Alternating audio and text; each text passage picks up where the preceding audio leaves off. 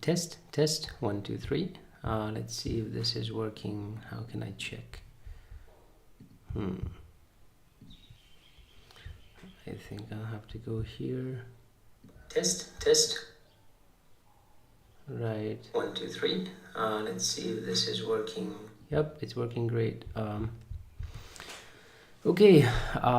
So what I want to do today is design a circuit board, which I've just gotten as a project, and I was wondering I should probably record it just to go through my methodology and how I approach things.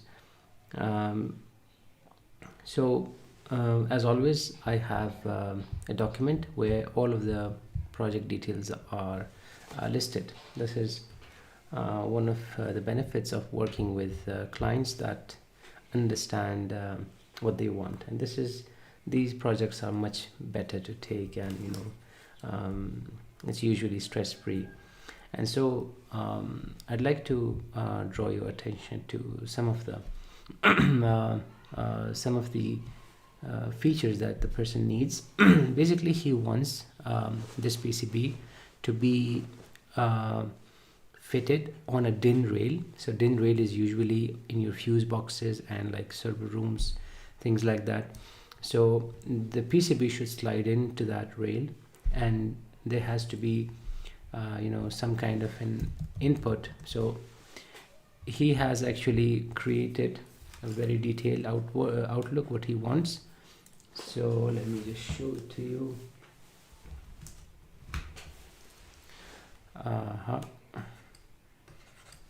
Does this not work? Right, why doesn't this work? Input captures. Wonder.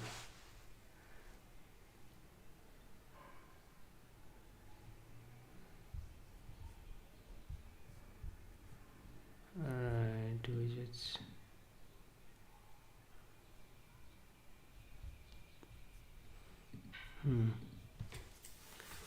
This should be working, but it's not. Right, it's not working. So anyway, so what he wants is a sort of a box for an input. So the whole PCB would look something like this, and here are the places where the DIN rail goes in. Right, here are the places where the DIN rail goes in. This is the output, this is the input, and he needs precisely 16 plus 4, so around 24 inputs and around 16 outputs. Now here's an interesting part. He wants to control DC as well as AC, and essentially he wants to do it with the same number of pins, though it is not defined, but I'm assuming that the client wants to have the control to be on the same pins. Otherwise it gets confusing where you want to connect these things, though I'm not really opposed to the idea of having two connectors. So as it says that it's going to be controlled with a TNC 4.1, and it's going to be able to sense 24 volt AC and 24 volt DC. So that's easy. We can have an optocoupler that has LEDs on both sides, to conduct on both wave sides, right? So whatever polarity you connect it to, it is going to be able to detect the signal. That's the easy part, and then that signal goes into the TNC to be monitored and processed, and then the output has to be from the TNC itself. And so what we need is a way to have a 24 volt DC connector, to have it filtered and then regulated down to around 3.3 volts or 5 volts for the TNC, and also supply, create the appropriate power selection or whatever it is for the circuitry that's involved with the sensing. And then for the output, there has to be clear galvanic isolation So what that means is having a precise gap and having no connection whatsoever with the AC and the output side. So that can be done with optocouplers or couplers of the sort where they use the transformers. So there are two ways to transmit information without actually connecting something. You can either do it with light, or you can do it with the electromagnetic waves. Probably, I mean, those are the same things, right? So these are the two ways that we can do this. Now the interesting part is, and let me figure out why my device is not working, though I should be able to write, but I'm not able to. Though I should be.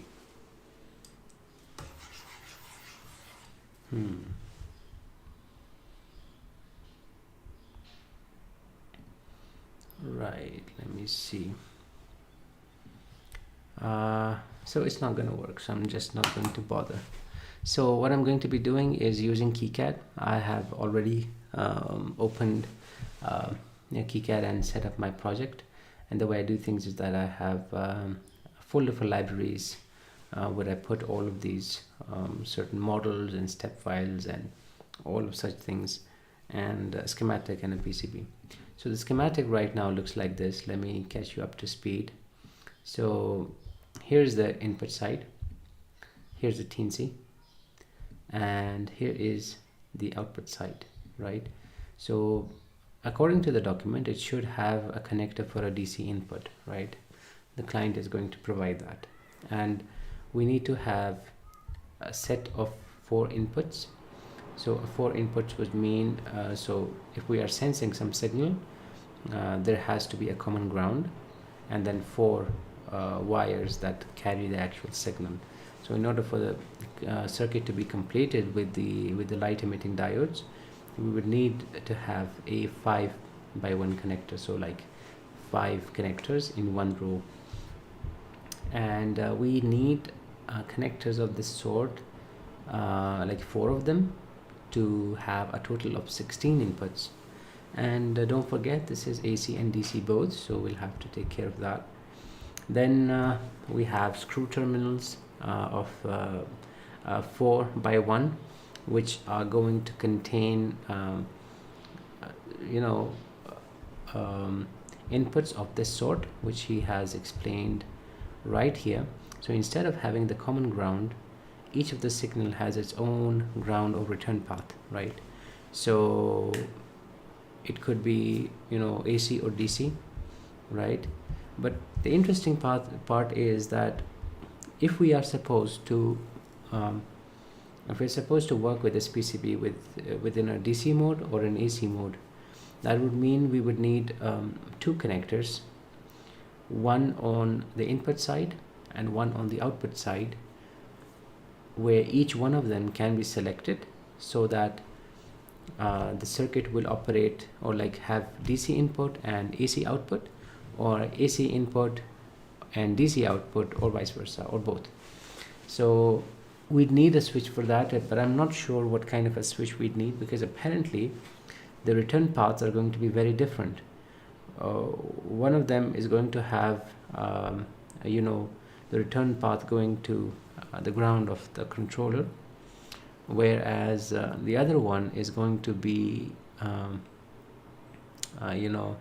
AC signal, right? So what I'm thinking is to have a switch right here in this common connection, so that if this is connected to the AC, right, this would flip to the neutral, where we have connected the neutral, or otherwise if we flip it the other way, then it's going to be connected to the ground of the PCB. Now, I mean,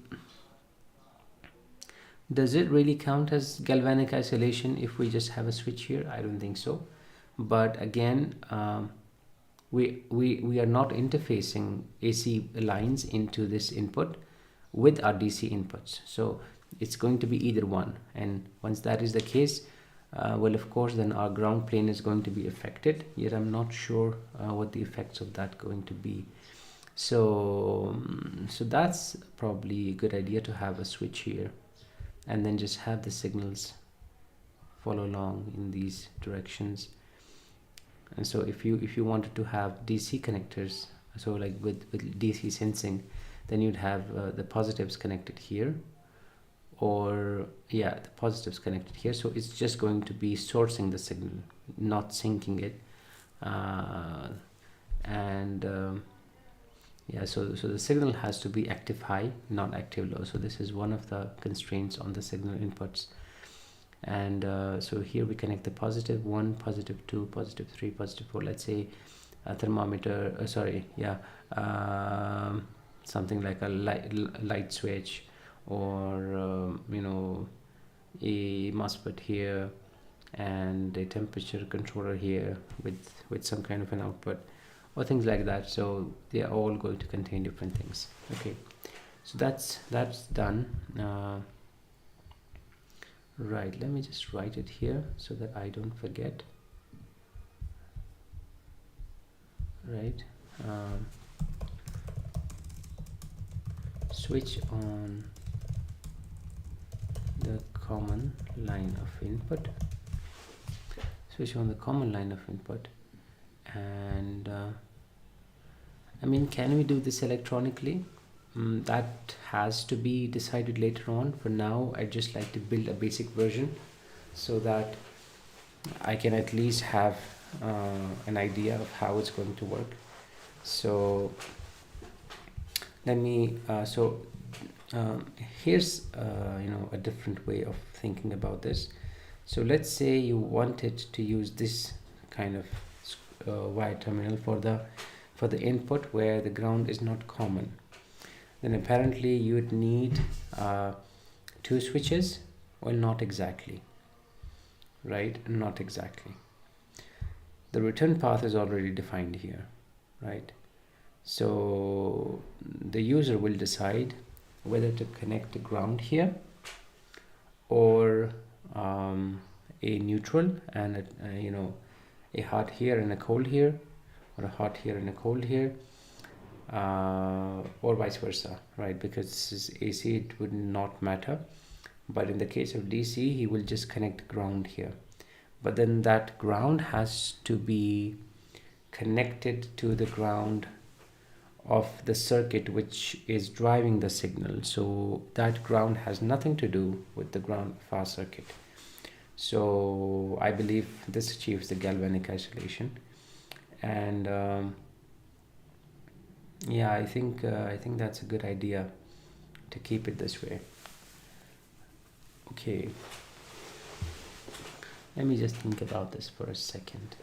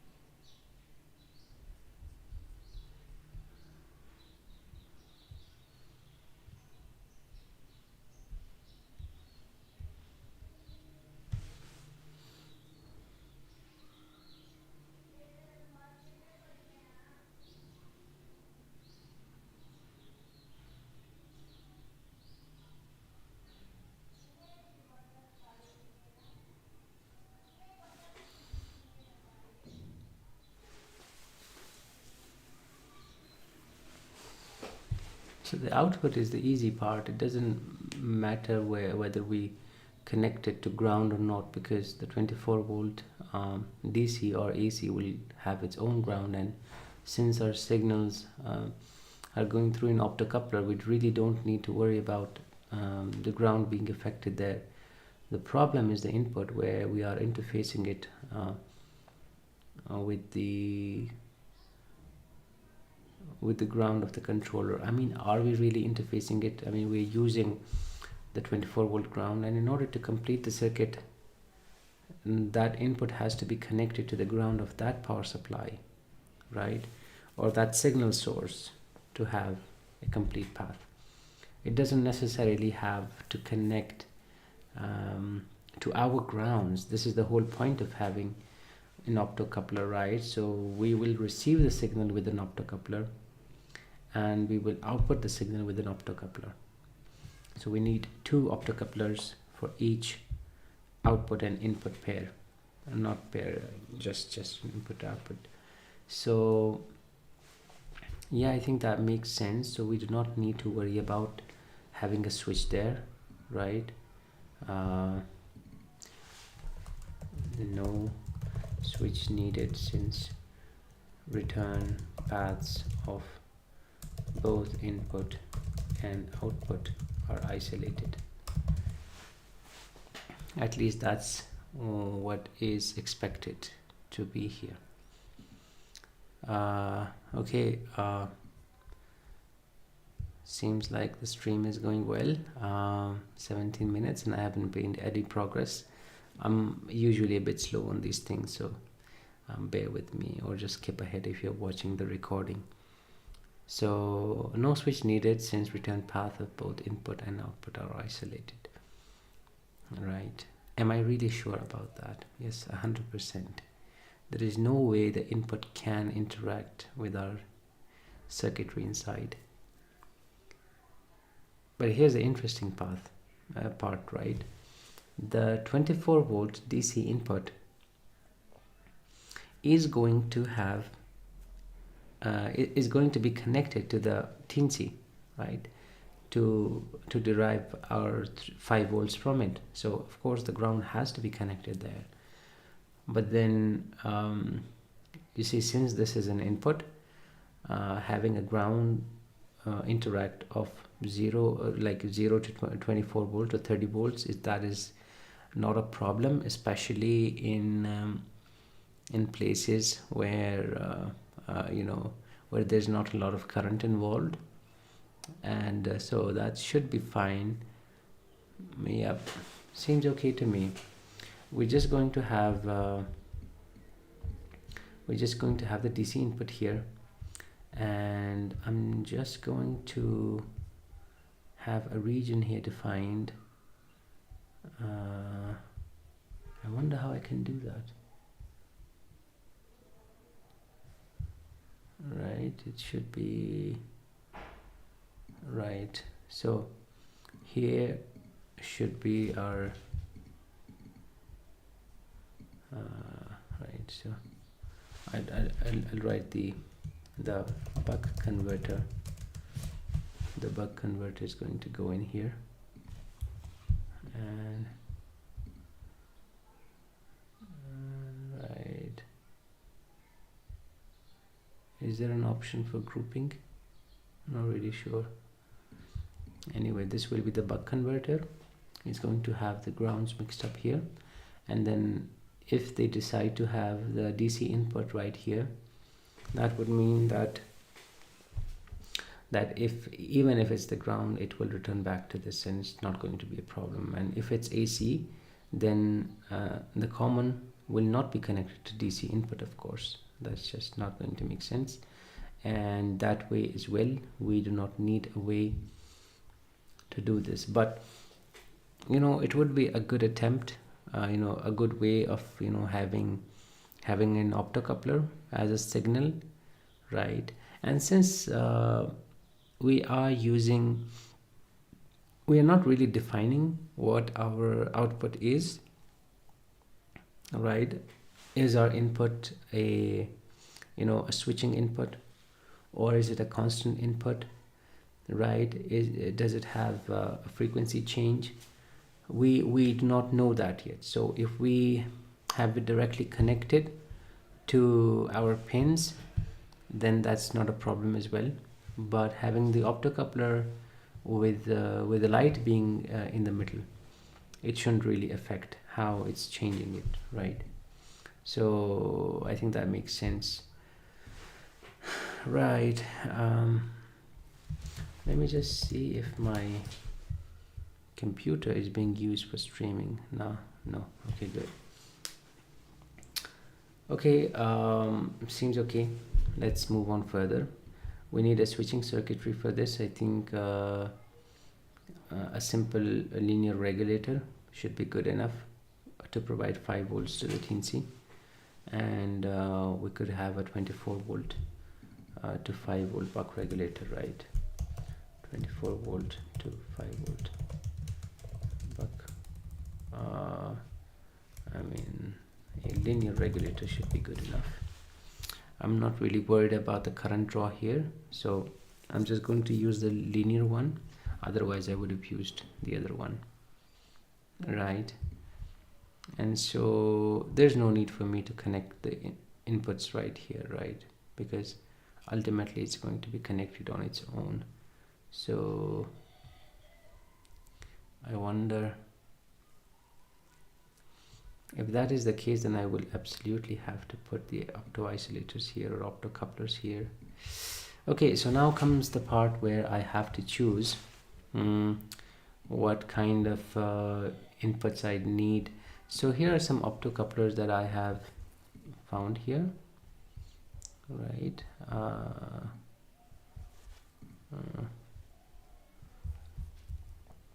Right. So this is a triac driver, which I'm going to come to later on, and seems good enough. Okay.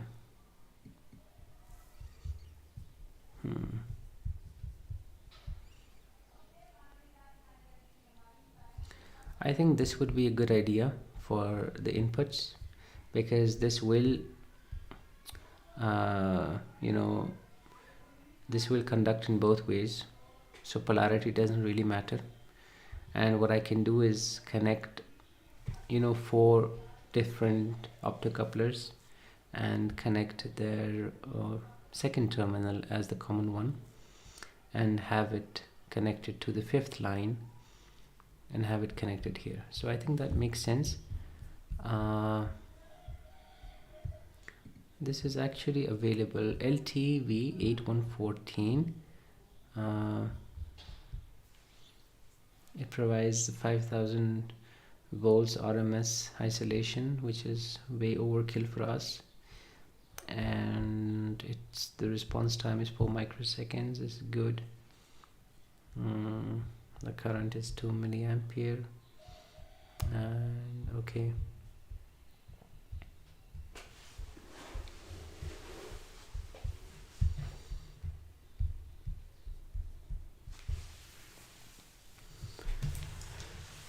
See, a 4-channel one would be nice enough, just to have a chip there and then connect all of these together. But I'm not sure if this is in stock right now. 814M would be for mono, right? 8444 would be for 4 out inputs. Now let me find an SMD one, just so I can have this. So we see that it's really available a lot, like this is high in availability.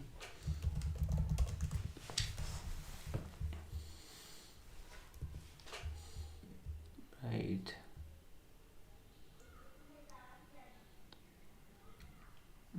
Now this is a through hole, which I don't need. I would need something.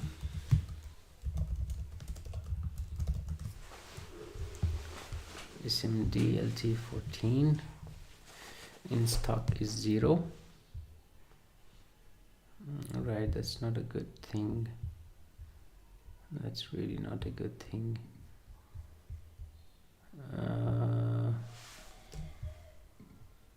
LTV 8114. 8114.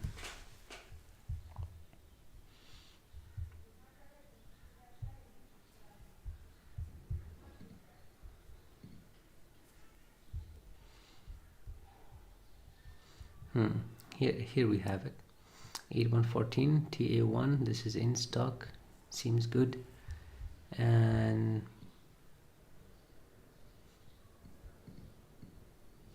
so the 35 volt rating here, I think this has to do with the maximum or the breakdown voltage. Well, let's see what it says. We have the 1814S version and TA1, and this is a tape reel one channel type. TA1 would be one channel type, right? So this has to do with the tape and reel packaging. So this is what we need to focus on.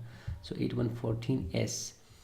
So 8114S would look something like this, right? And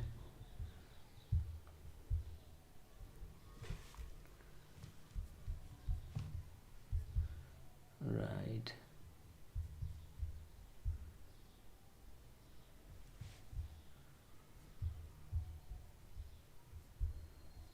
seems okay.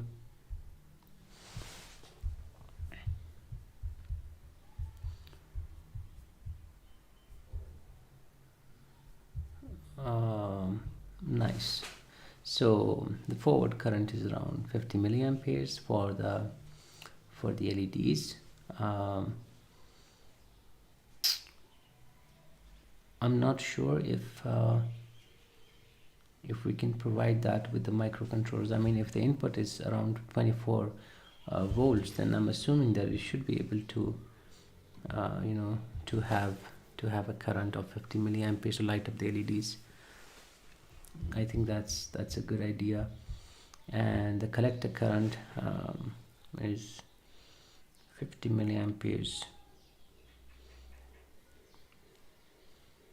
right? I mean, this is what the transistor can switch, so this is more than enough for detecting the signals on the TNC side.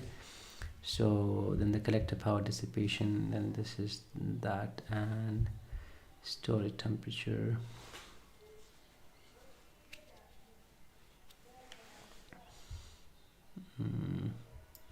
For 10 seconds, right? So the forward voltage is around 1.3 1.2 volts, with forward current to be 20 milliamperes. I don't think that's going to be a problem, right? We're just going to have a big enough resistor here to drop the voltage to around let's say if that is 24, we'd need something like 22.8, right? 22.8 volts dropped, so that the LED could have its forward voltage. And I think that can be done with any resistor. Since there's not a lot of current involved, I don't really need a big resistor.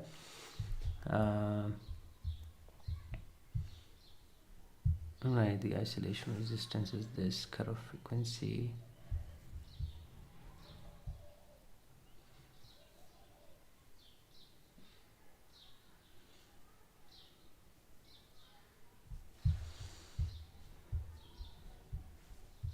Is there a reference circuit for it? Input and then output, right? Here's a resistor, so like any load that you're driving, and then here's the output, right? So here when we have no signal, so like we haven't really gotten any signal on the input, so the LEDs won't light up. If the LEDs are not lighting up, the load which is pulled up to VCC, so there's a resistor, this is going to show a voltage of VCC, right? If this is 5 volts, it's going to show 5 volts here. And when our transistor is in a mode to conduct, then this is going to show 0 volts, because now the current is passing down, and there is 0 volt here, right? So not exactly, I mean, yeah, I think you'd get 0 here. So our signal detector on the TNC should be able to reach 0 as a high, and 1 as a low, right? So the logic is inverted here. So this is what it's showing me right here as well. The input is rising edge, and the output has a bit of a curve because it takes time for the transistor to come into the saturation mode, right? Anyway, going on further, we have a very simple circuitry here. We have this available in GLC-PCB, so we are just going to take this and yoink this out of here, and we're going to come in here and we're going to search for an optocoupler. Let me see if KiCad already has this. 814. Yep, it does. So that's pretty good. We need a package of SMD, right? This is awesome. I mean, we get the design here, which is nice, and let me see. You know, just to be sure that this doesn't really exist, let me check for 8144, because that has 4 inputs in one package, which should be good for us. 8144, this is not available. Not available. Sure, good enough. Now, right, so this is how it's going to be here. Let me just increase the size of this to something like this. It didn't really make a difference. Increasing it much more. Nope. Why no difference? What's happening?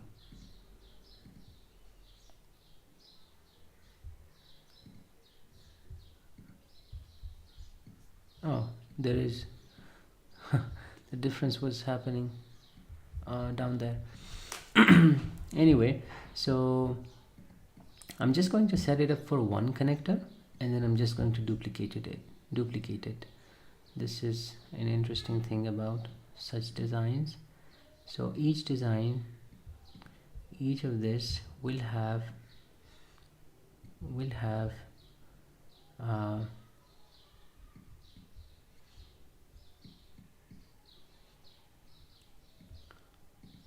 right, this will be connected to this common, and this will be connected to the signal wire on 4th, right?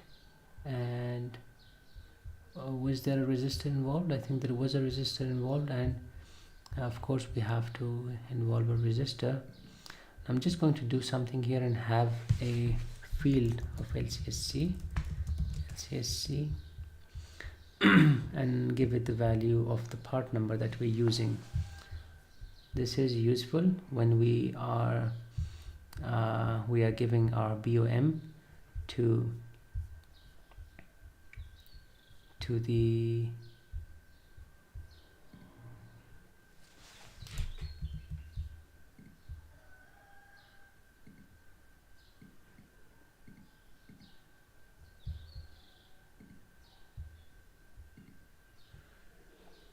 .814 for STA1. Was this the one we searched? Yep. So here's the GLC-PCB part number for it, and we get this here.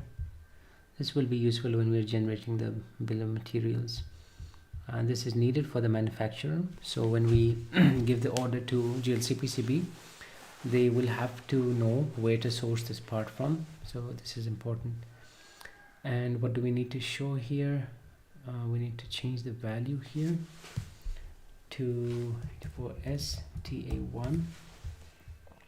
I hope this doesn't have any clash with the settings of this. The data sheet is here. Good. Package is this. Description is this.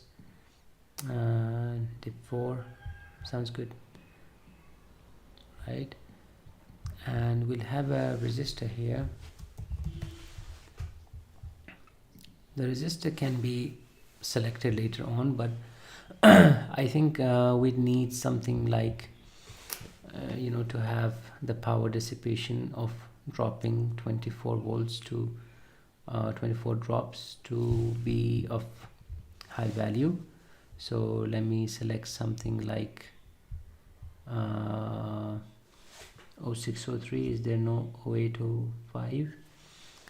So the way these sizes work is that the the 04, the 0201 is the smallest, then 0402 is bigger than 0402, and then 0603, and so on.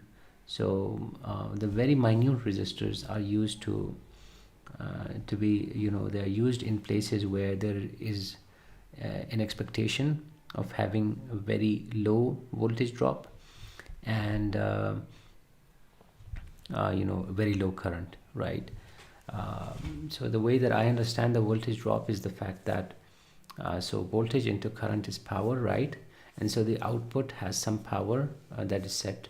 So if we are giving it a 1.2 volt drop, so the LED should be able to drop 1.2 volt, and that would mean that all of the power before it should be dropped by the resistor, so that we can have the 0 volts at ground. And going from 24 volts to 1.2 volt is quite a big drop, and assuming that the current is around 20 milliamps, and that's not a lot of power dissipation, because when you look at the output and the input, there's an order of, I believe, like an order of 10 or 12, right? So like, no, actually an order of 20 power drop. But that is not really an issue because the current is very low, so there isn't a lot that is being dropped by the resistor. So I'm just going to use an OT0805 that is used for the SMT, and I'm just going to put it here, and I'm just going to put a general one so that I can change it later on. I was going to put it right here.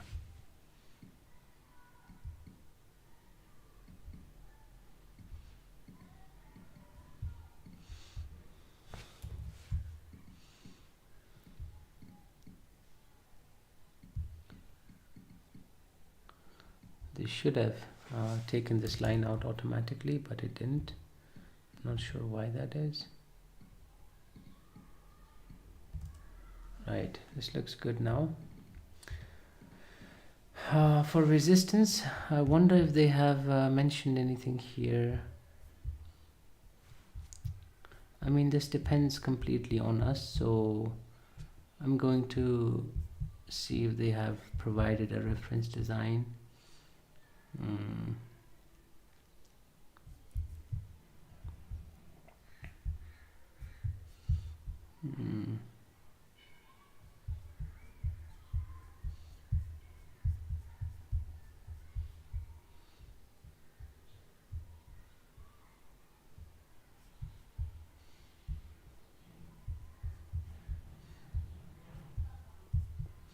Right, so if I'm gonna wing it, I'm going to select here around let's say 560 ohms. This seems okay to me, right? Why that is, I don't have any calculation at the back of my mind. I just feel like this is going to be good enough. If we have a big resistor, then it might reduce the current there a lot, so we don't really know what the current is going to be. And yeah, this let me just check this later on as well to see what kind of an effect this has. Now, do we have the LCSC here? We should have the LCSC. LCSC, and going to check here. 560 0805. Let me see. So this is a 50 volt, that's a capacitor. 50 volt ohms, 56 ohms, 560 ohms. Let me just take this ohm sign and put it here. Right, seems good enough. So that's a 1/8 size of the resistor. And is this an 0805? I mean, it's a quarter of a watt, right? So around 125 milliwatts. Let me take this and put this right here.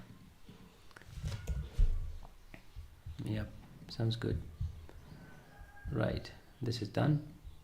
Now what I'm going to do is take another resistor, and this resistor is going to be set for all of these the same way, and this as well. So if this is AC 560 ohms, I'll have to do some calculations to see what kind of an effect it has, but I don't have any idea right now. Let's go into the resistor again and select our 0402 here, because this will not be dropping a lot of voltage, so I think this is good. And 0805, right, 0402, we have this here, and this will be pulled up to our VCC, right? So I'm just going to have the power plane defined here.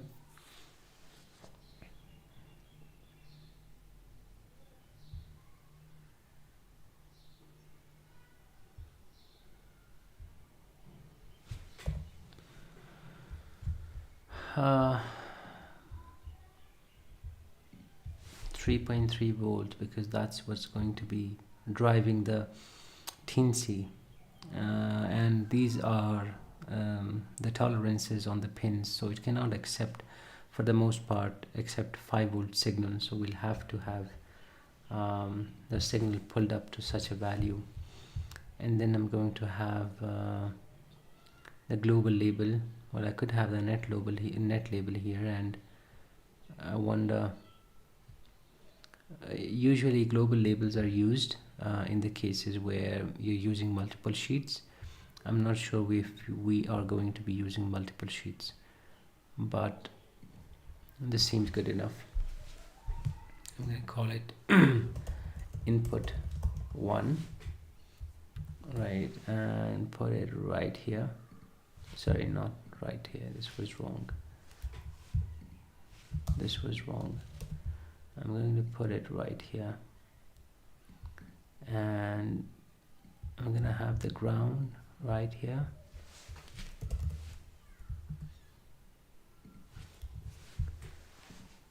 Nice. This makes sense now. This is very good. Now we have to define this resistance. I'm going to choose like 220 ohms, right? Well, not really 220 ohms. I have to select something like 10k. Right, what's going to happen is that it needs very little current. Well, we don't want to really limit it to a lot, but then if this is turned on, this would mean that current here goes into the circuit. So let's say if we have a 220 volts, 220 ohms, then V equals to IR should give us a current of 3.3 divided by R, which is going to be 220. That's around 15 milliamps. So 15 milliamps is probably, a lot, but it is good enough. I don't want to reduce it much, but let me just check it for 1000 ohms. 3.3 divided by 1000 ohms. and that's around 3 milliamperes. So considering the the possibility, because we are deriving this 3.3 volt signal from the regulator on board of Teensy, which is usually an AMS 1117, and it usually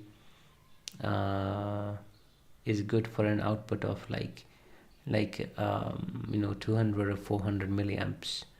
So considering that the whole circuitry of Teensy takes about 150 to 200 at max, then we have about 200 milliamperes to work with. Considering that, we'd need the resistors to have as little current going through them as possible. So probably 1K is good enough, and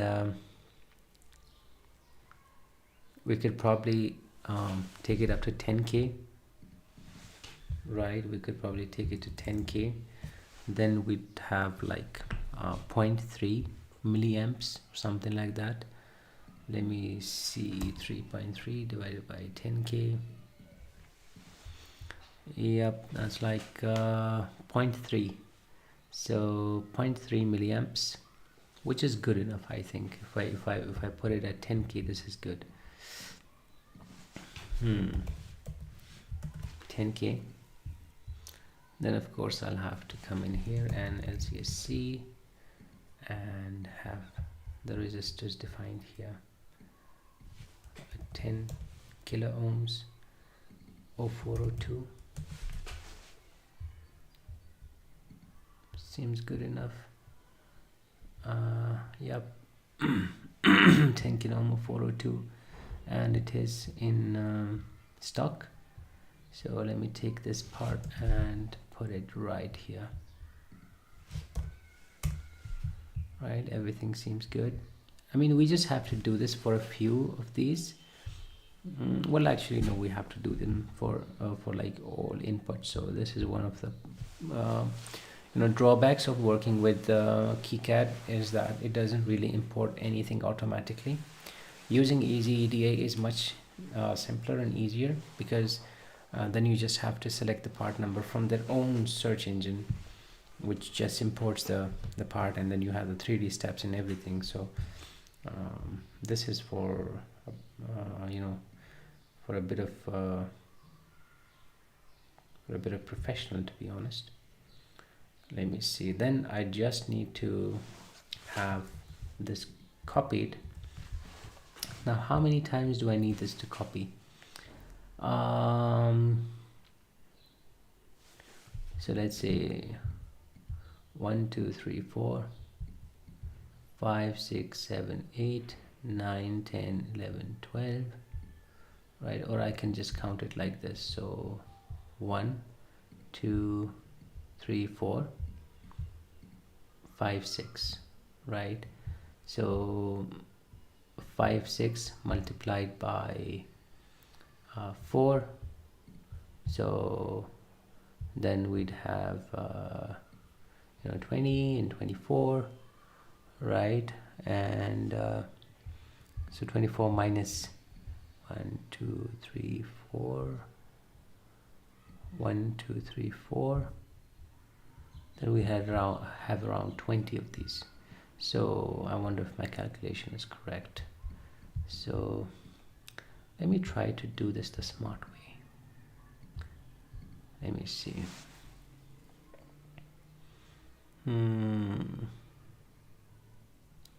I think there's an option of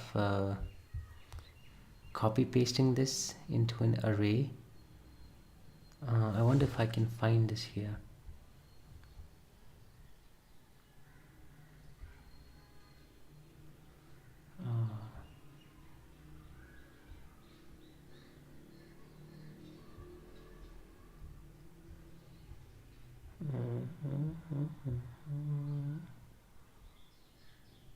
I mean,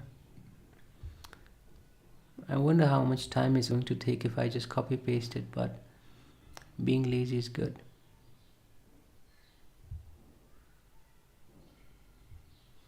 And there's no option for it here. Bulk edit, assign footprint, simulator, electrical rules, annotate footprint symbol. It's been a while since I've worked with KiCad, so I usually work with EasyEDA, and it's, before a year before I used to work with KiCad a lot, and then I switched because the projects were usually for GLC PCB. So right, okay, seems good enough. I think I'm just going to copy paste this like 20 times. Oh god, that's going to take a lot of time. Right. Stream is doing good still. It's been almost an hour, and yeah, but a very empty stream. I mean, there isn't really any expectation of people watching somebody work for like an hour. So how to copy paste schematic symbol in KiCad multiple times. Let's see what the AI is saying. Place the first symbol, then enable place repeated copies in the symbol placement tool. Where can I find this? I think we'll have to watch this. Let me see. Schematic. So this is a part of the schematic that we want to copy. So all I do is I select the whole thing, and then I don't move it, I just leave it there, and then I do either right click and copy block, or you can also do just Control C. And then all you do is either click Control V, or maybe just right click and do a paste, and then you can click here, and then you can make a more copy. You can probably create more copies by again clicking Control V and Control C. So no, of course. What are you expecting? Just right click. Dude, tell me how to do it easily. I mean, this is what I'm trying to avoid. I'm just going to spend like 15 minutes to save 15 minutes. So,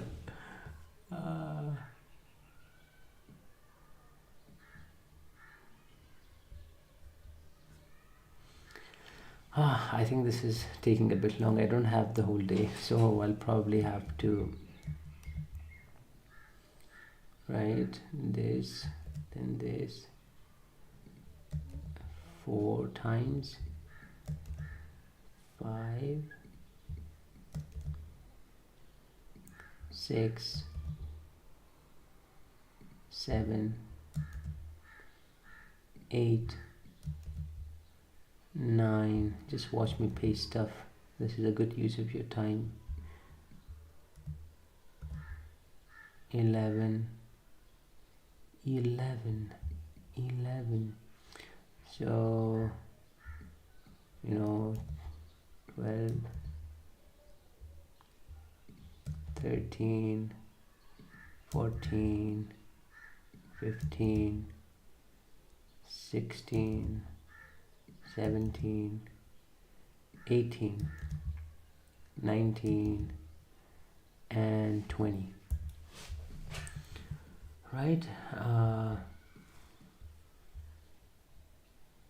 Seems good enough.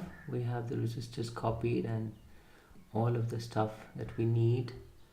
Now what we have to do is probably spread this out a bit. So what I'm going to do is have this connector right here at the top. You know what, I should have just copied the whole block, but it's too late now. I mean, I wanted to copy this part as well, so that I don't have to wire this up later on. Maybe this much laziness is not a good idea. Looks good. Okay. Right.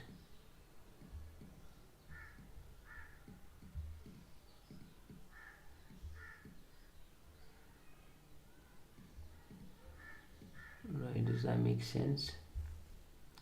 I mean, 1, 2, 3, 4, 5, 6, 7, 8, 9, 10, 11, 12, 13, 14, 15, 16, 17, 18, 19, 20.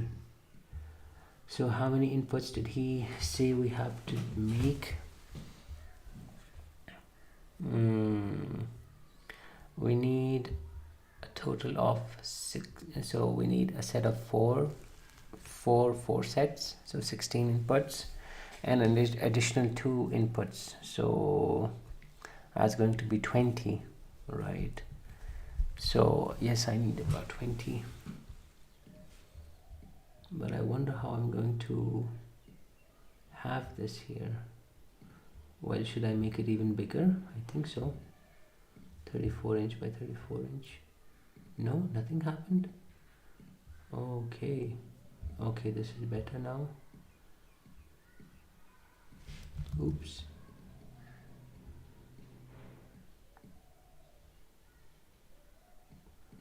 Right, seems good enough. Now comes the part of actually wiring this up, which I'm going to leave for later on. It's not really necessary right now.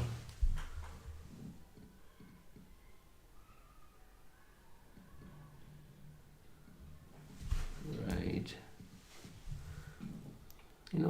I love KiCad. It's just so beautiful, but I wish that it would have the ability to directly work with EasyEDA or some other suppliers, because having it manually done is probably not a good idea. Right, so we have a certain number of inputs here, so I'm just going to wire it up right now. It's going to make things a bit more easier. Right, we're gonna have this here, and this here, and this here, and then this, then this, then this, right? I hope I haven't made a mistake. Probably haven't. Right, now we just connect this one by one. Right, one by one. La, la, la, la, la, la.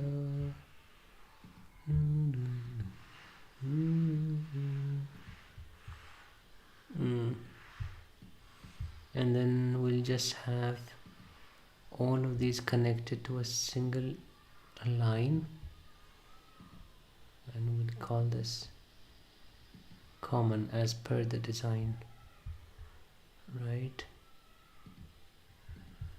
where is the wiring tool?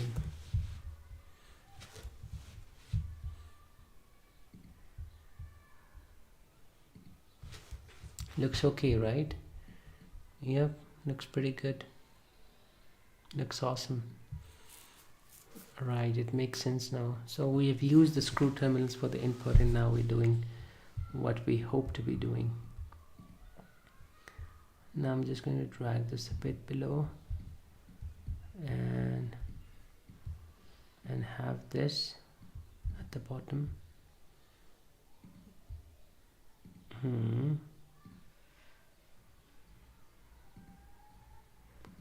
Working with touchpad is a lot more fun than you might think.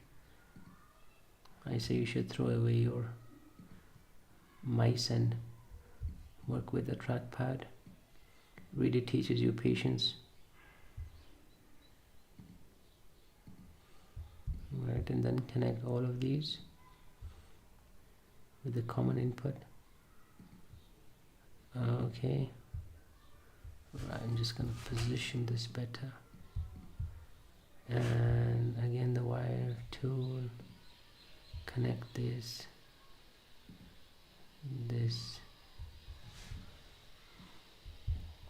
you know what, I could actually just copy paste the whole block 5 times and then save me the time of doing it manually. Just trying to be more efficient, though I think it's a bit late for that. Oh, I shouldn't have deleted those. These are supposed to be done in a different way, so I'll just have the opportunity to have, so how much is that?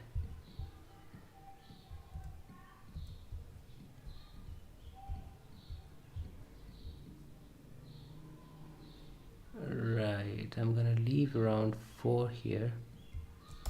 and delete the rest. Now I'm going to drag these down and I'll copy paste this. Yep, feels good. And now let's see, we have 4 of these connectors, which seems okay, and we need to wire this up differently.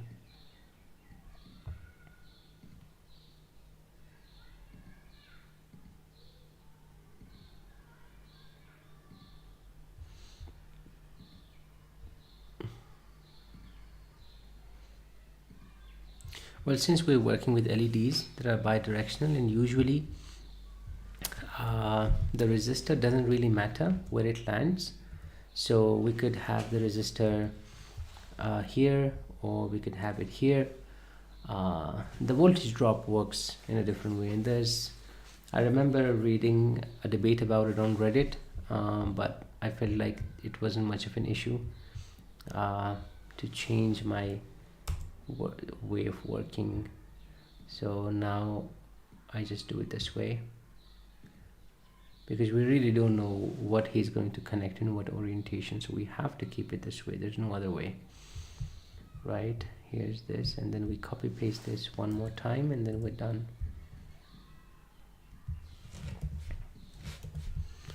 All right, okay, seems good.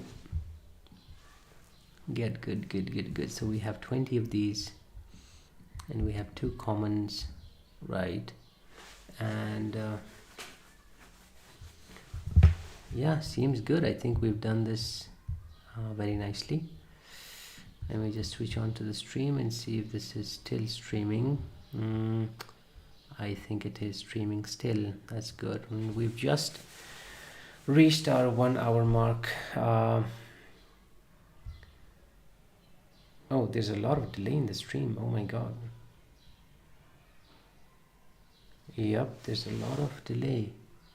Oh, wait a second. No, there's not. I was just watching you know, the previous part of it.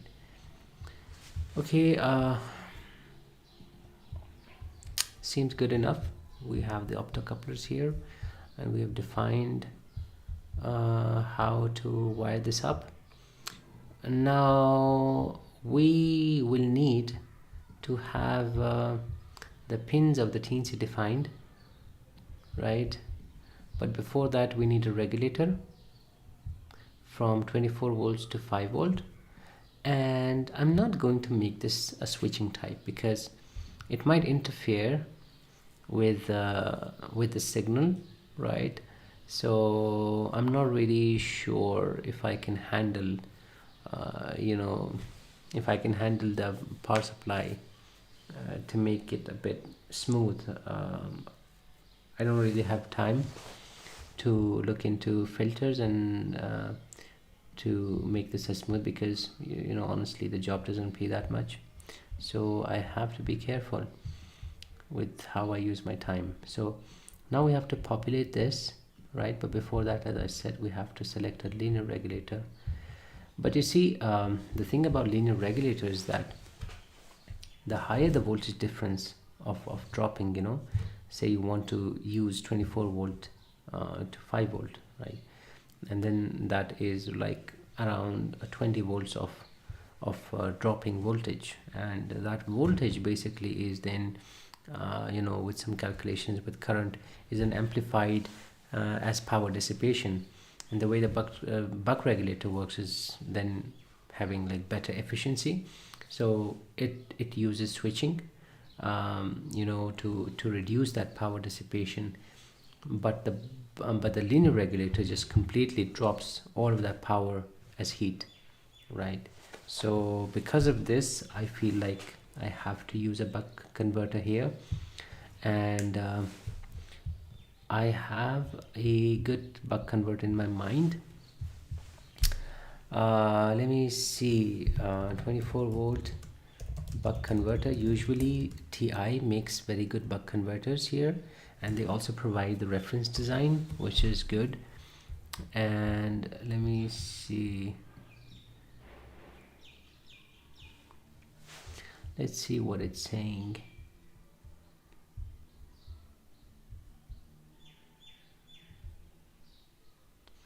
Low V in, mid V in 7 volt to 30 volt. Right, I need something like this.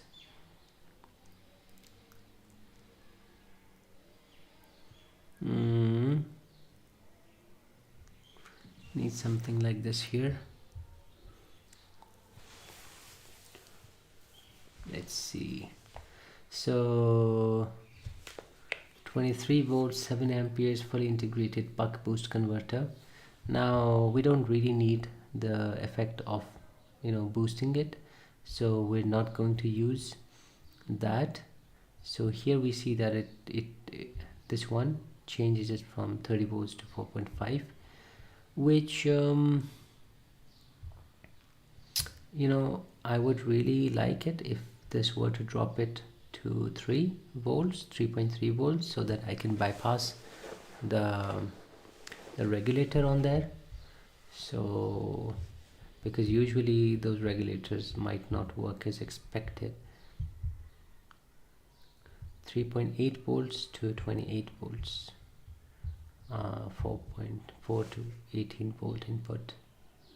Oh, is that that is just the input, and then of course it's going to drop it down to okay, I understand.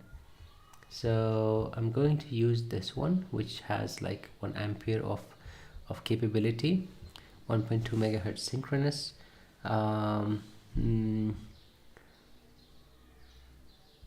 I believe the lower switching speed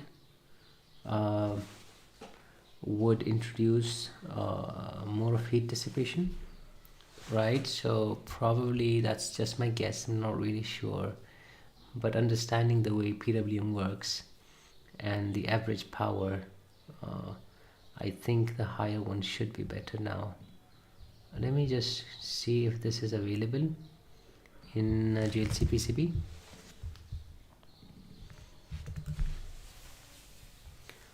Nope, it's not available. Let's reduce 10, one more. TPS 56100. This is available and it's very, very expensive. Right. Or we could just find it here, DC to DC converters, and here we can just delete this and choose that the output current should be something like, let's not select it because that's going to affect our results. The output voltage is, what is that, minus 3 volts? Yeah, we need a positive voltage, and we need something like 3.3 volts. Is there no place in the circuit where we're using the 5 volts? Let's just ask that question.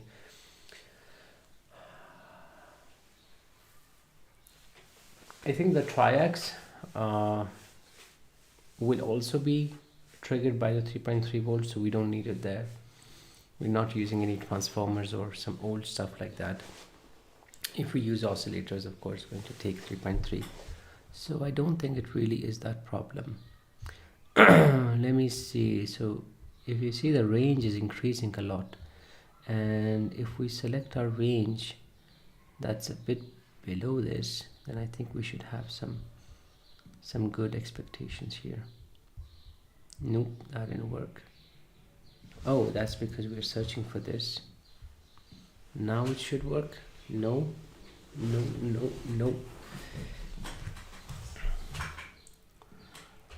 You know what, let's just see what kind of results we get, and then from there we can decide.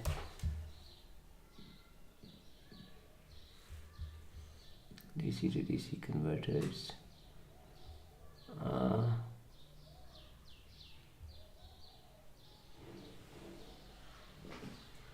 we have like 9 of this stuff in here, which doesn't really make sense. We should have the DC-DC converters, and let's look into the stock So whichever is available more has the cheapest price in my experience.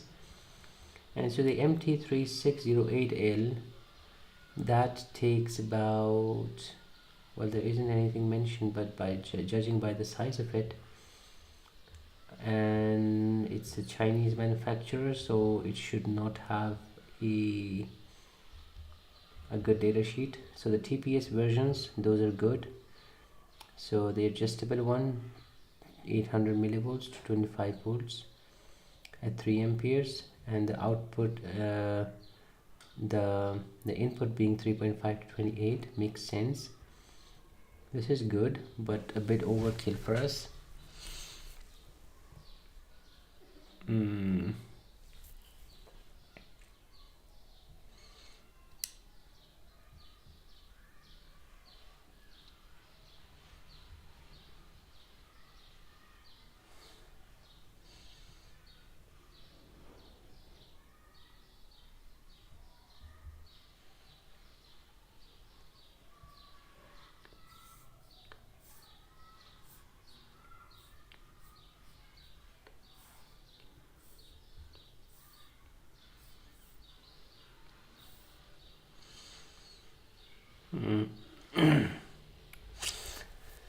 I'm just trying to see if there's a proper thing out there. So I need a smaller size, but size is not really that big of an issue because we're using a single buck converter. I'm looking at the ampere rating here and its output, so it can give around 2.7 to 5.5, and usually these can take like 24 volts or something, but oh, this is in English. Oh god, I was wrong. Oh, so this is the input voltage, 2.7 to 5.5, and what's the output for this? So this is adjustable to what? Doesn't say. Yeah, it's probably below 2.7, so this is used for smaller applications. Well, that means that the ones that I'm seeing here might have English English data sheet. See, this one as well, which is nice. 2.2 to 16 volt input, we need a 24 volt input. Could I just select it here, the input voltage?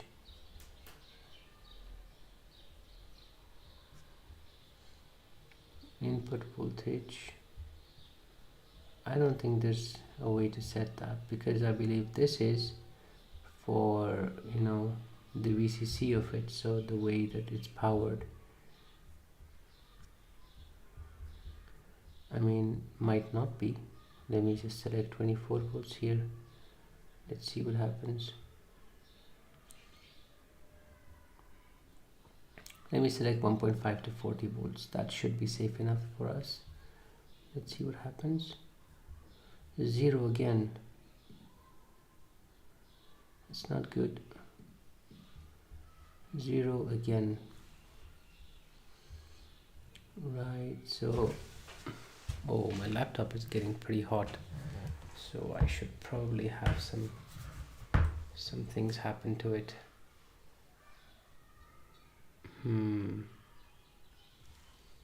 Wonder what the problem is.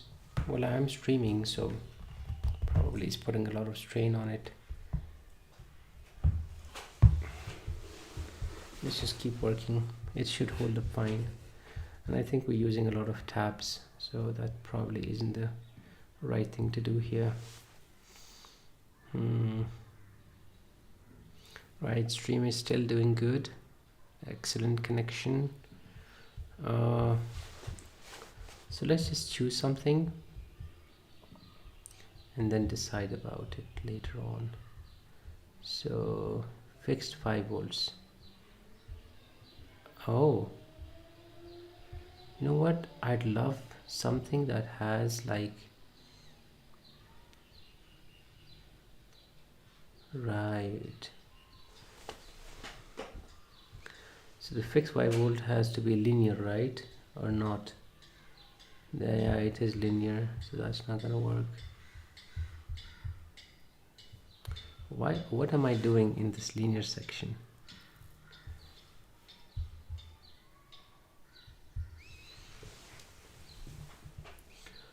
I need something of this sort. So MC340. This sounds good enough for me. Let me see what the data sheet is saying. I hope this is not in Chinese.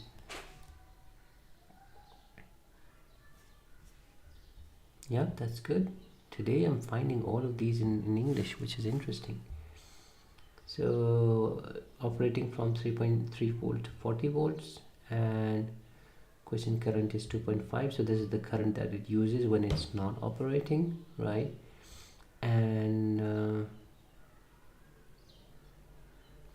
this looks good. Power supply voltage max is 50. And what else?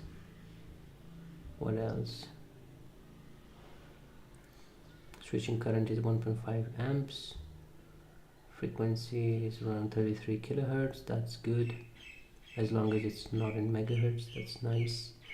Well, that's the oscillator, right? So I mean, it has to be oscillating at the exact same frequency. So the output switch is max 1.3 volts saturation, Darlington connection. What's that?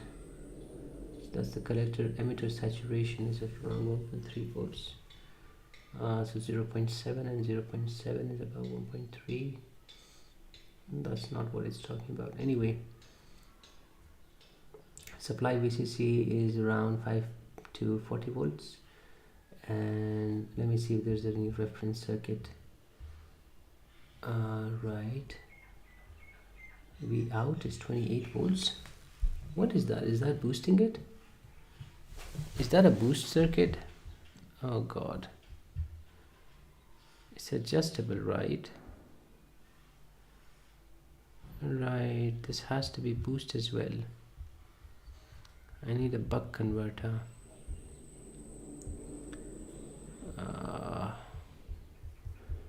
This is taking a lot of time, which it shouldn't be.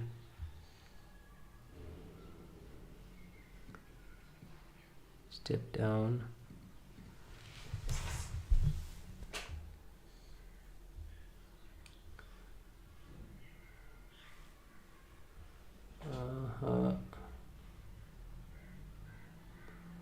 This is good. I think we found something. So the stock is pretty low. It's not gonna work. And 300 milliamps, not good. Step down, 3 amps. TPS 450. 54310. PWPR. That's a bit much for our use, but we'll still use it.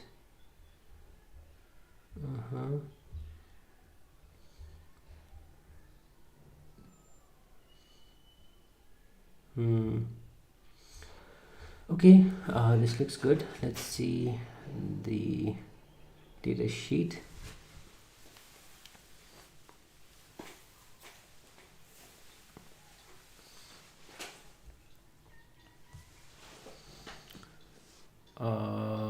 So it's adjustable. Didn't it say that it's 3 amperes? Sorry, 3 volts. No, it is adjustable. That's good enough for me. I'd go with this. Nice. What is it that we need now? We need okay.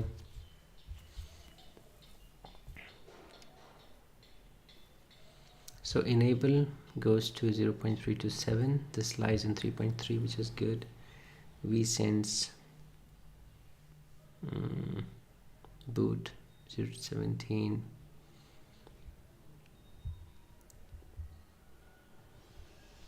Right.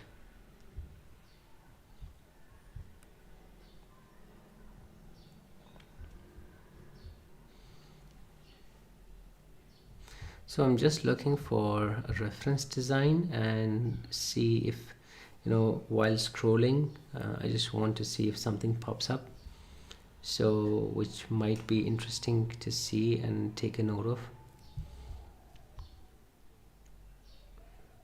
Right.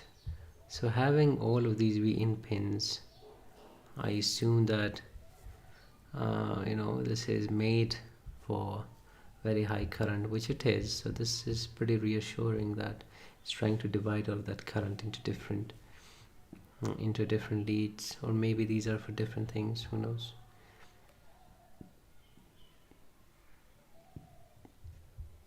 But a lot of these things we're not really using, and it's very expensive.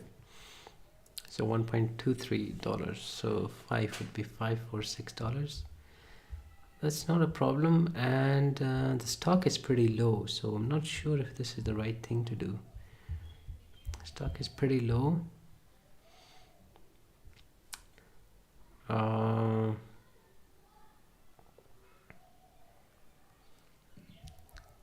Look at this crazy one. It takes about 2.5 volts to 73 volts and gives around 500 milliamps to 9 volt to 75 volts. This is pretty interesting, don't you think? Yep. I'm just gonna close this and close this.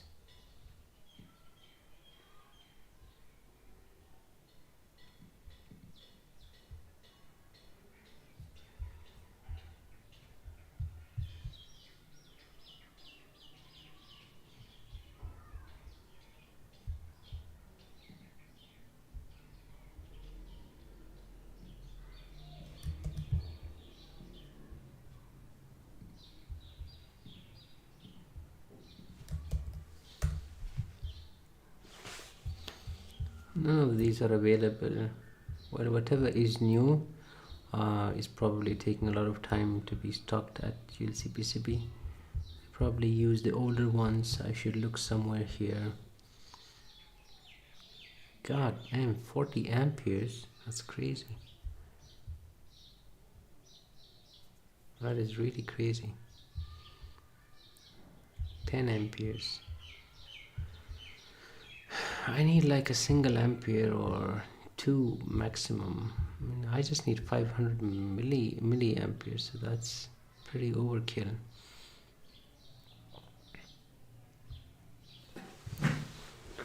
Why do the automotive versions take 17 volts or 18 volts when it is clearly operating at 12 volt, the whole car, isn't it? Or maybe that lies in that region, so it takes 12 volt, right? Okay, so none of these worked. Let's look into this. What is the stock on this? It's pretty good stock, price is good, and company is Texas, which is nice. LM500 7.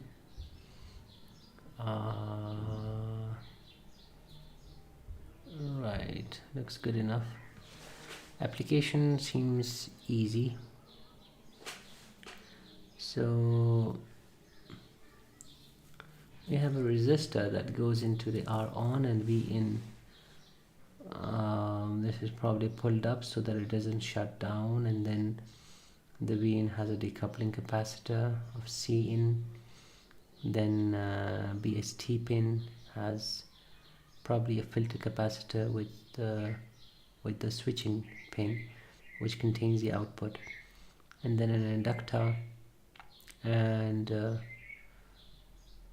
this FB, which is the feedback pin. This controls how much voltage we're going to get out of this buck regulator.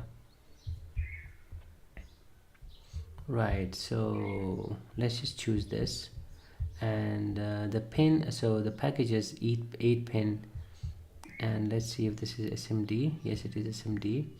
The package is VSSOP. So let's see if probably this exists within KiCad. I'm not really sure about this. Probably not, Oh my god. I'm just going to take out some letters. It does exist. Okay, but the package is MSOP LM507mm LM507mmx. So VSSOP 8 0.65. That would mean 8. That's 3 8. This seems like a good version. I think this makes sense, I believe. Well, we can change it later on, but this is interesting that it exists here. So let's choose this, and now we'll first do this. Now let's work on this.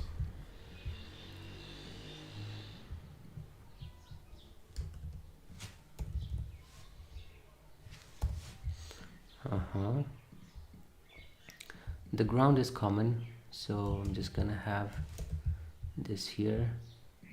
Right, I'm gonna have a few capacitors here to smooth out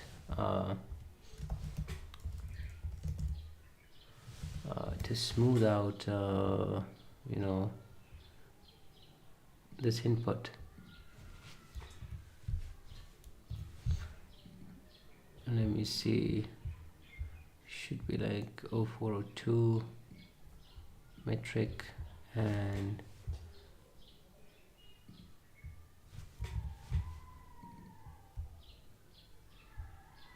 0402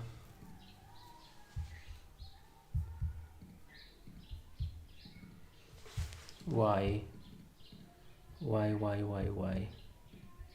Okay, so I'll have to delete this and then copy paste this.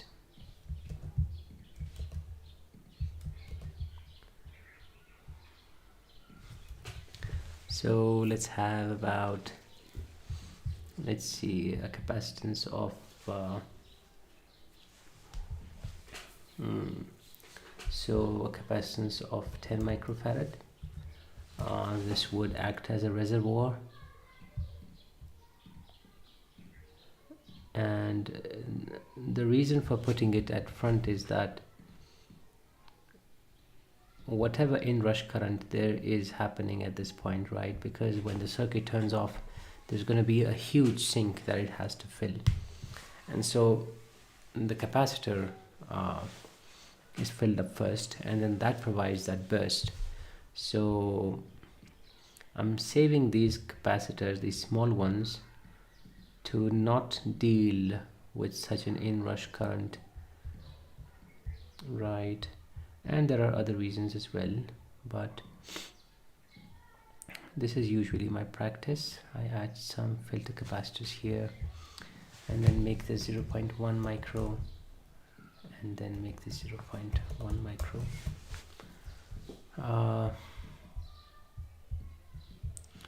Let me have this here.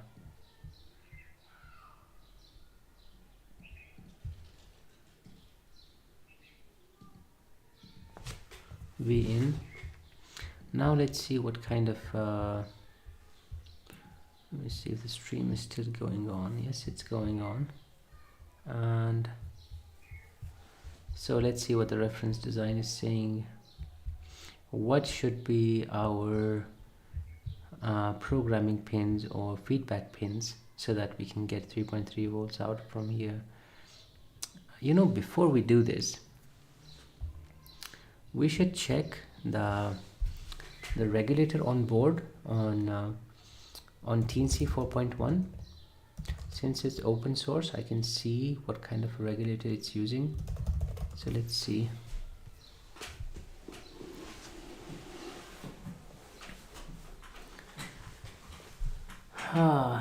This is using a, seems like it's using a TLV 733P by 33. I think that's dropping it to something of the order of 3.3 volts. let's see what this is and what its current rating is. I'm just thinking if I'm doing all of this hard work and then turns out that um, the current capability of the onboard one is actually greater than the one that we're using externally, which would be funny. So as we see, this is taking about 1 amperes. So 1 ampere would be, so this would be, yeah, this is quite enough for the board and the whole PCB. So and the Vmax is going to be 5.5, so this takes 5 volts. So what we're going to do is that we're going to drop this to 5 volts so that the linear regulator on board, which I think this is linear, right? It has to be linear. It is a LDO, so it is linear, and we're going to reduce the voltage to 5 so that when it drops from 5 to 3.3 there isn't such a big drop difference, right? So let's see, everything looks good. Is there anything else on board? What is that?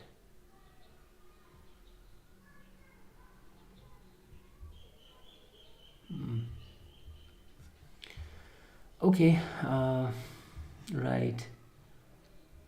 There's some short circuit protection here, I think. Yeah, there's fused infrared core and some short circuit protection, which is very nice in our in our thing.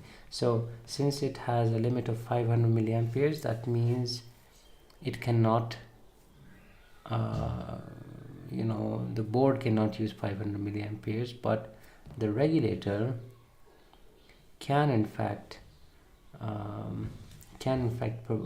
take in more than 500 milliamperes, right? Is it? I mean, let's see what's the input to this. It's using a TP D3S014. I believe these are a set of the TVS diodes used for static electricity. And what is that? Let's just search it. Why is it using it? So having that fuse would mean that the board cannot take more than 500 milliamperes. So even though the regulator is rated at 1 amperes, but if it cannot take more than 500 milliamperes, that means we cannot drive the regulator to the extent of 1 amperes, right? And if we try to do so, we'll burn the internal fuse, which is going to affect the whole board. So we could probably drop it down to 5 volts and then see if our board takes more than 500 milliamperes or even 400 milliamperes, right? So what is this? A current limit switch in ESD protection, as I suspected. So this is not really what we're looking for. Well, I mean, how much current would we really want with this, right? I mean, let's say all of the input transistors are turned on and our current was around 0.00033, right? Say 20 of them are on. That is still equal to 6.6 milliamperes. So that's not a lot, but I have to see how much current the teensy itself uses.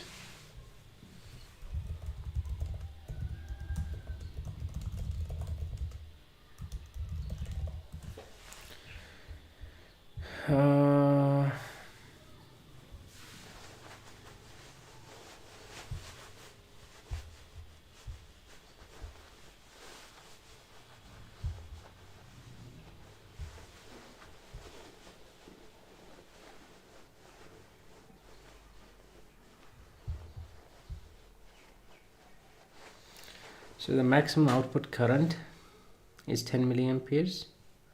12 of the digital pin support PWM, and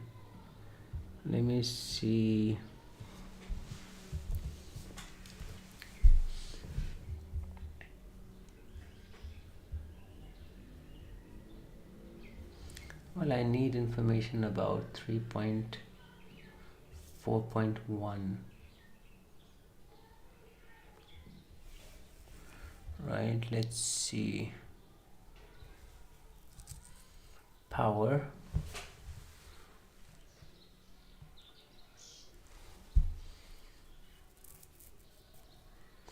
Also, we need to put some, some diodes here. Do we need to? I don't think so, because this takes care of it. So it says the normal TNC is powered by a PC or USB hub through a USB cable. The USB power arrives at the VUSB pin, which is connected V in, and the powers the entire board. When USB power is not used, 5-volt power may be applied to the V in pin. So when it's not used, that would say that V in and USB are connected. So power should not be applied to V in while a USB cable is used. So what we'd need is probably some way of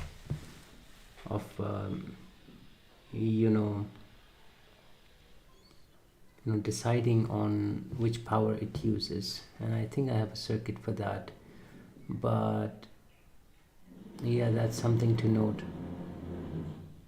When a USB power is not used, 5-volt power may be applied to the V in pin. Because V in and USB are connected, power should not be applied to V in while a USB is used, to prevent the possibility of power flowing back into your computer. Right, so the problem is the power flowing back, but I think he has used some diodes here. No, there should have been some diodes used here. Low dropout diodes are usually good in such instances, and I'm sure Paul and the rest are great at their job, but I'm not sure why they haven't used a set of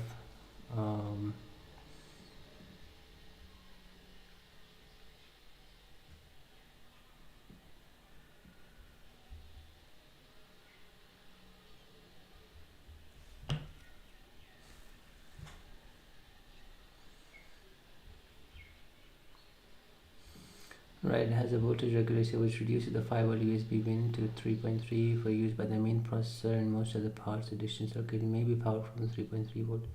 The recommended maximum for external 3.3 usage is 2250 milliamperes. TNC 4.1 is not meant to receive power on its 3.3 volt pin.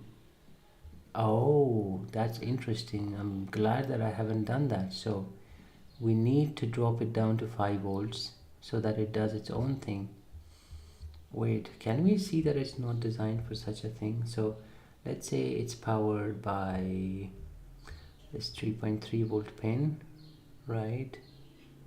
And where else does this go? It goes nowhere. It's just I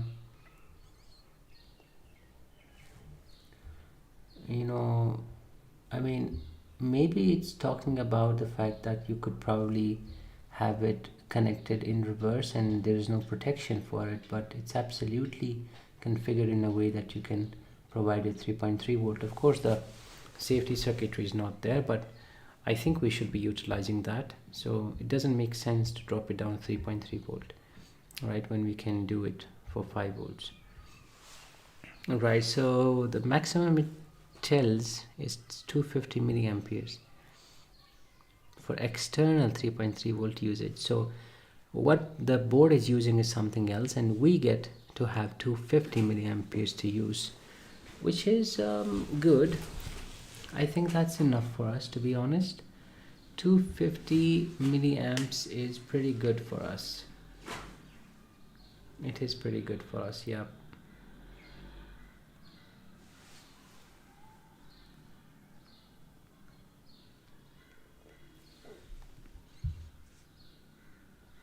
When running at 600 megahertz, TNC 4.0 consumes 100 milliamperes current. Reducing CPU to 528 reduces power consumption. A DC to DC buck converter creates lower voltage needed for the CPU. Software can control this voltage in 50 millivolt step. At 600 megahertz, the CPU runs on 1.25 volts, but 520 megahertz, and lower 1.15 volts is used. At 24 megahertz, the CPU runs only 0.95 volts. That's awesome. Yeah. Higher voltages are automatically used. A 3-volt coin cell may be used. Right.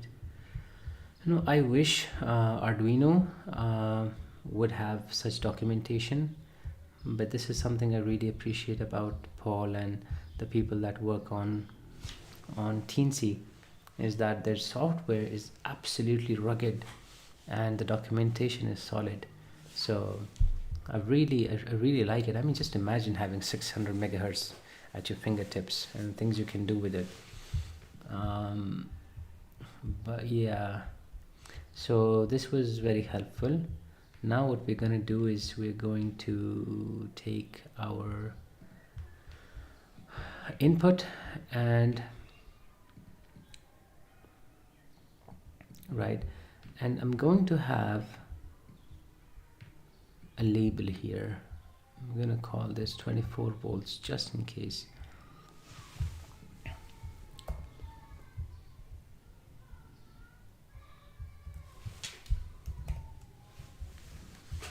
.24 volts, right? And instead of this, I'm going to have 0.22 microfarads and 0.22 microfarads. 22 microfarads. Considering the the input to be stable, because it is coming out of probably a switching power supply, and the output of those are pretty stable, so I'm expecting the whole thing to be quite stable. Okay, this looks good. Now let's look at the rest of the circuitry.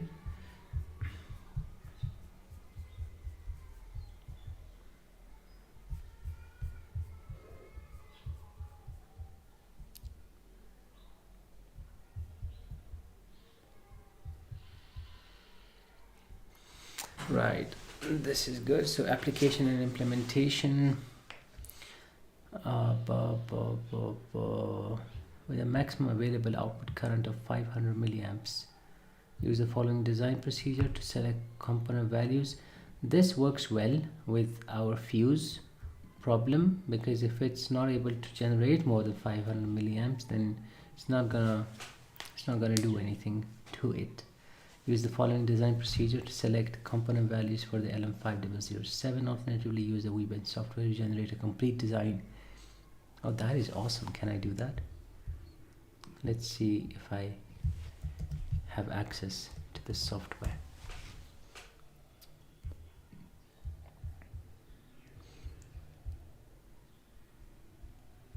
Oh, interesting. Analog filter design, workbench circuit, VBench analog filter circuit designer. I think let's do design now. I think I've used this before. Oh, it's only workable in Chrome, so I'm going to open Chrome.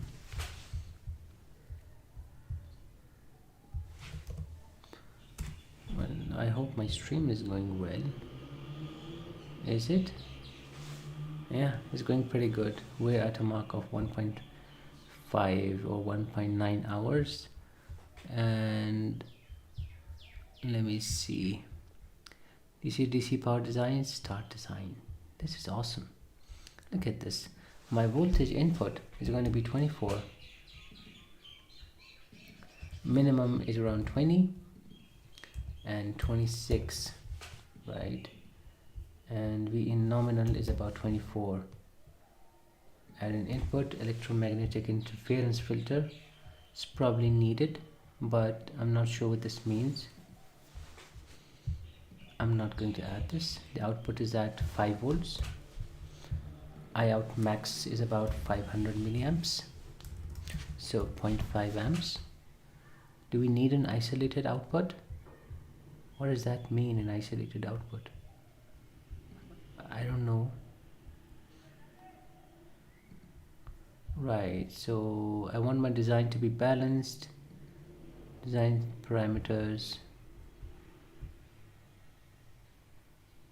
minimum package size, use ceramic capacitors, yes, adjustable frequency, no I don't want that, soft start time I don't want that. Looks good, let's see what it generates. Oh, I have to provide a part number, my bad. Part number is LM5007. Okay, so 40 this, oh, so this does it. V out is at 5 volts, right? 2.5 to 75, and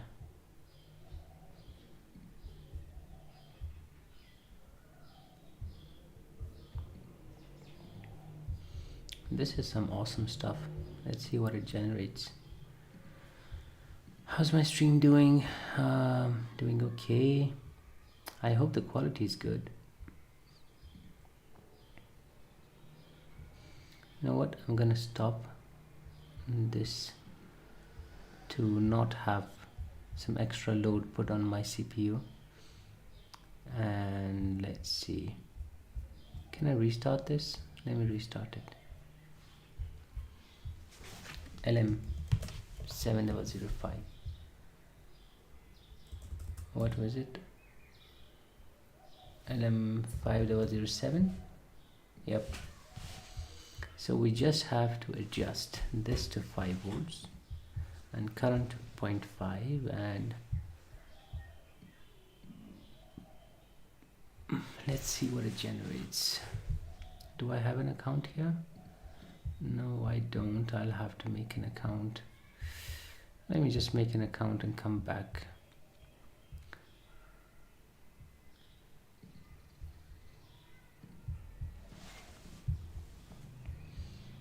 Let me see.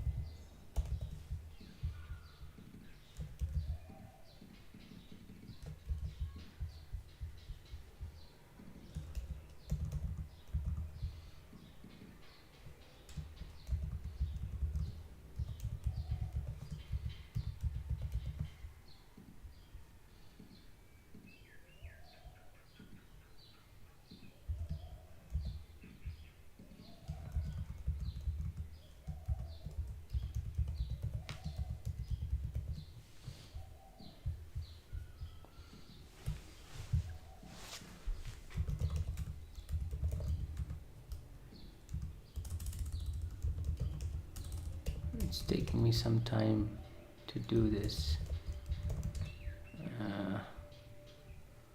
I'm a student, and let's register. Email address is already in use. Well, then let me know how I can log into it.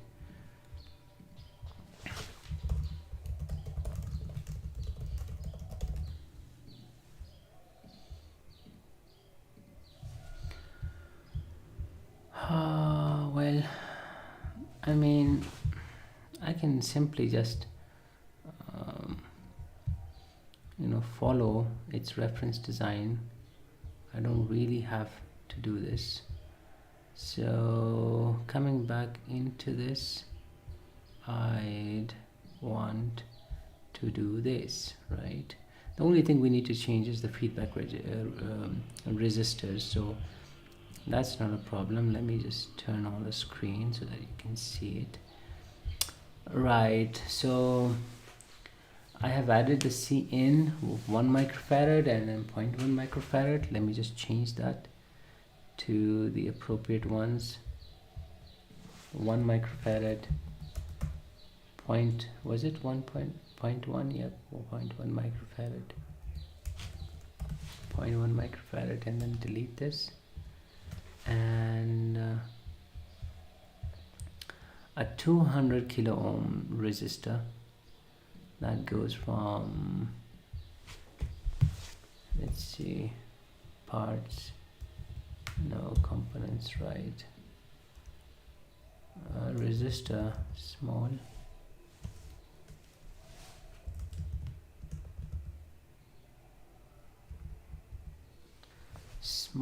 right, I mean such a resistor is good to use. So goes from V in to R on, right, V in to R on, and I'm gonna call this 200 milliamps, 200 kilo ohms. Right, let me just add this and then I can add the appropriate GLC PCB parts later on. Right, this goes from here to here. And is it going to RON? It is, yep. So this is a test point called shutdown, probably used by the microcontroller, right? I'm gonna know more about this later on. And we have VCC. I mean, why do we need the VCC design? Why do we need the VCC pin? We have the input. I mean, yes, we do have to provide that. So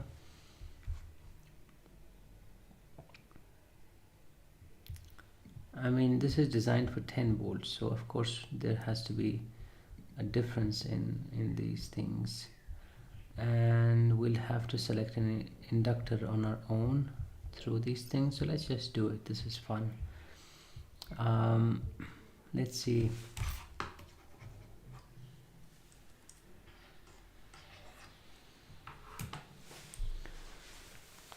Okay, so I just put these things and then calculated.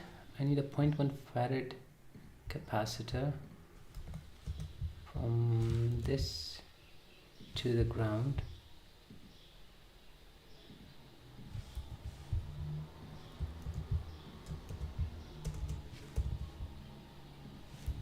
Right, and then I'll have what is RCL?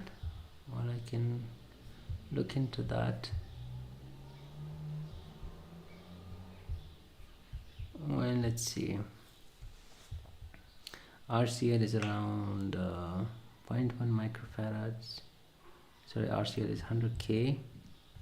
I'm gonna take this, I'm gonna call this 100K going to ground.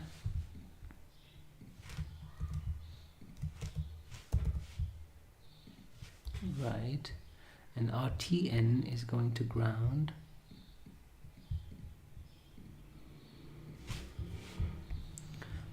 And BST is going to the switch pin with a 0.01 microfarad one. Right. 0.01 microfarad ones.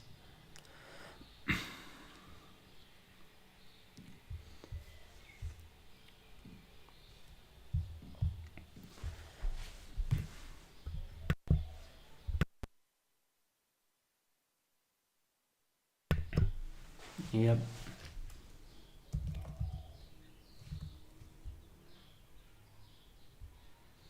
BST is going to the switch with a 0.01 microfarad. Right, and then the whole magic happens on the switch pin, which has a right. And how do we decide what D1 to consider? Is that optional? Is that why they haven't really talked about it? Ripple current RC. So RC is CL. The current limit of time is set by RCN. The usable values tend to be in range of 100k to 1 megaohms. The off time required for volt-second balance on the inductor in current limit is given by V in max into 225, then Vf, then V out, and I limit, and then RL.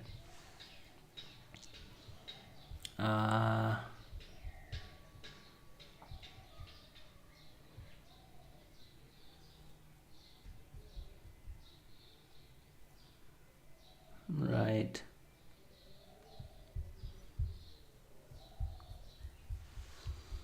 Well, probably this will take a bit of time,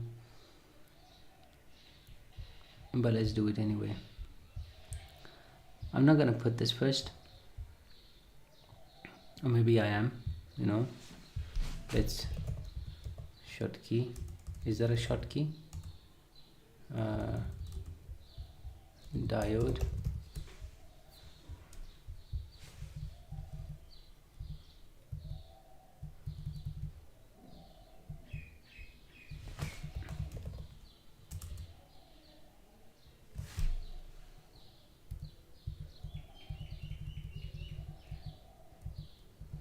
One N5819. This is a type of Schottky diode that I have used before, and seems like it's within our usage, so probably good. Let me put that in here. Going to ground. Right, then I will have an inductor, and now to calculate inductor I have a calculator here, and it's telling me to first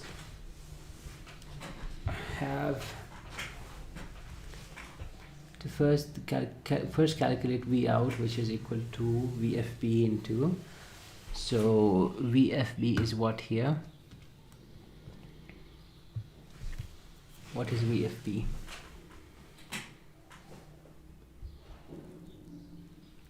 VFB. Where is it used?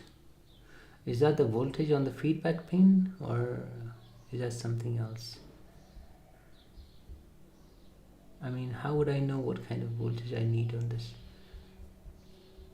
Let me see.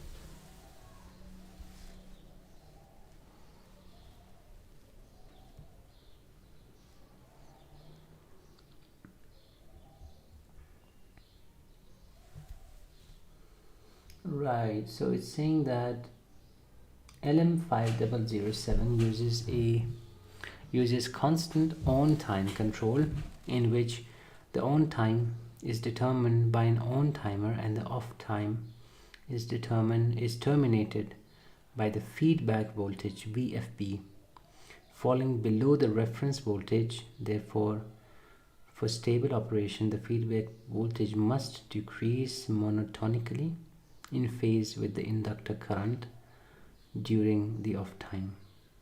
This change in feedback voltage during off time must be larger than any noise component present at the feedback node.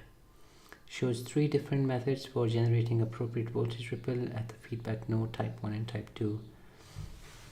Okay, seems like in order to make this work correctly, I will have to get an appropriate circuit from that website which it has shown me before, because I'm not really sure if I do this some way other than this, it might become, you know, a bit weird. So let me just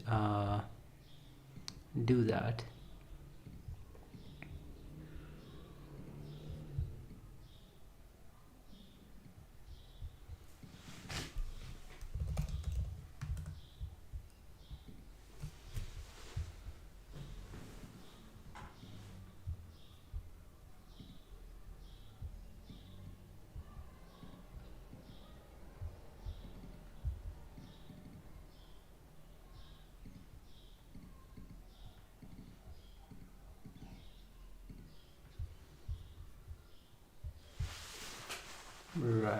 I mean, uh-huh.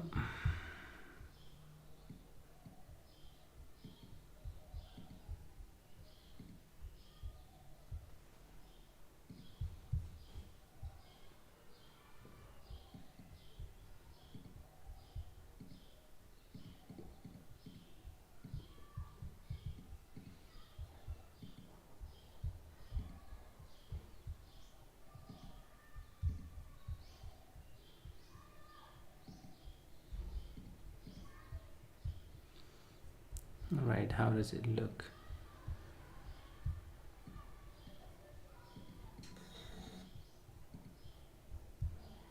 Is that good enough? Right, okay. So that you don't get bored. So I'm just gonna look into this and see if I can recover my password for that.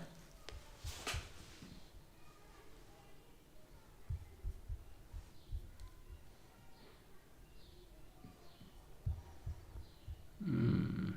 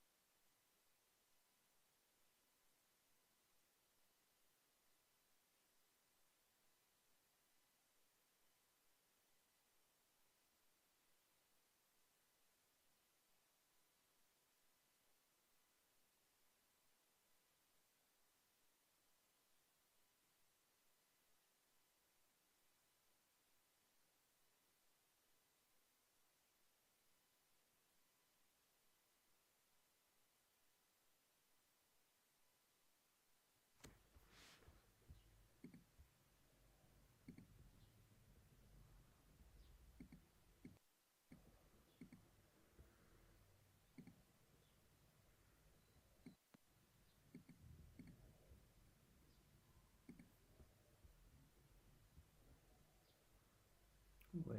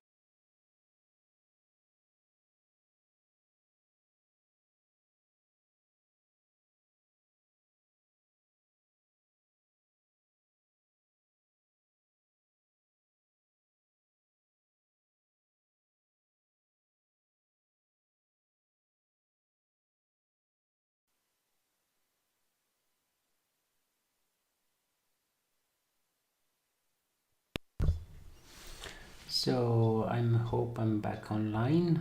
Let me see if this would work. Yeah, I think it's working. Let me just test the sound. So I hope I'm back online. Yep, it's working good. So now it's easier. I can just switch the screen from desktop to break.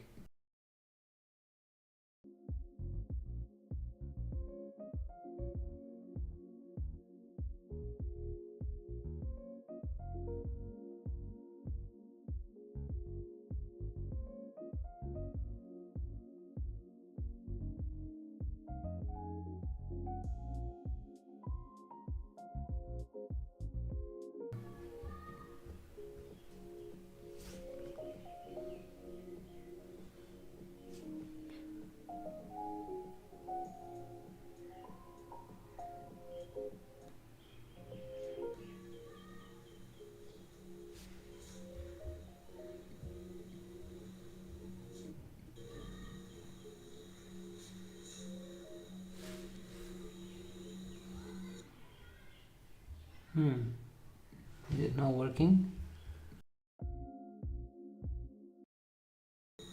Now, is it working good?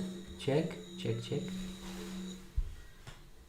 Is it not working? Now, is it working good? Check, check, check. Yeah, I think it's working better now.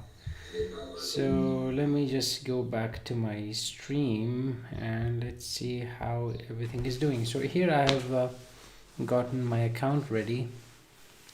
I just had to uh, reset the password. So this is the kind of thing we are getting.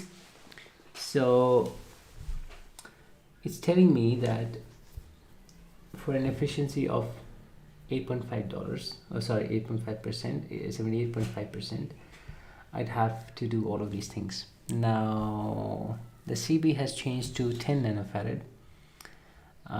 This has changed to 900 millivolts at 2 amperes, which I think it is, right? Let me see. 600 millivolts at 1 ampere. That's probably good enough. I don't think that it really plays any part. I mean, that's not something we should be thinking like. So let me just go back in and see if I can find something better. Diode, Schottky. So let's check here at 600 millivolts. They should be at 1.5 kilowatt, and that's a TVS diode. We don't need this. We need something like a Schottky or something.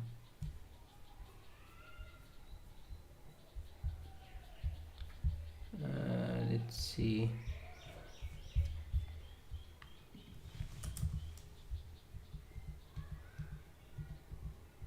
One N, something like this should be good. These are fast switching, not really rated for something good.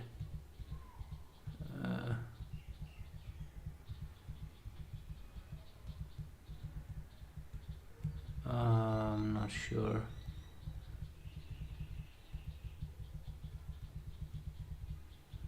That's a Zener diode. We don't need that.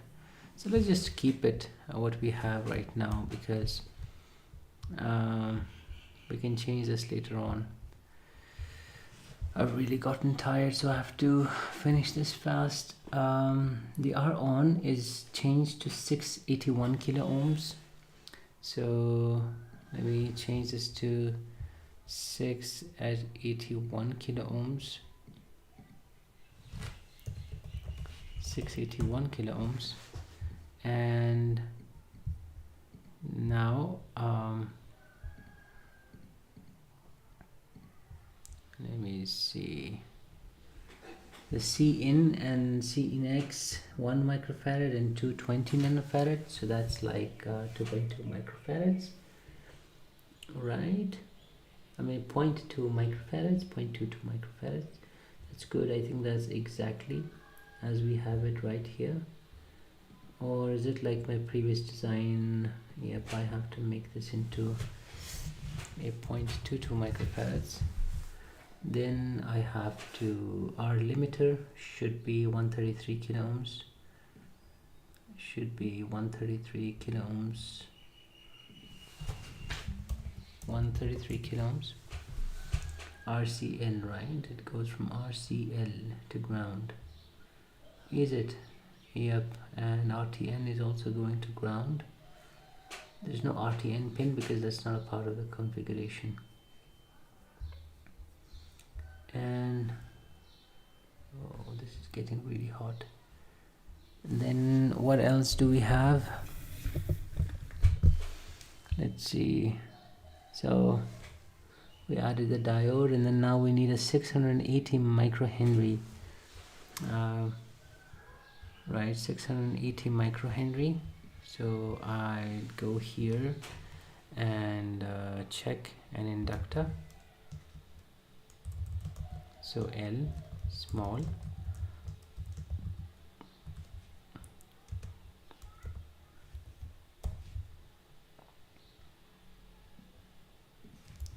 right, that's fixed here. And now what was this? 680 microhenry. Now we have to put this at 680 microhenry. This seems good. Now let's go move on to this CFF, which is 47 nanofarads. Going in here, I should probably do this. C small.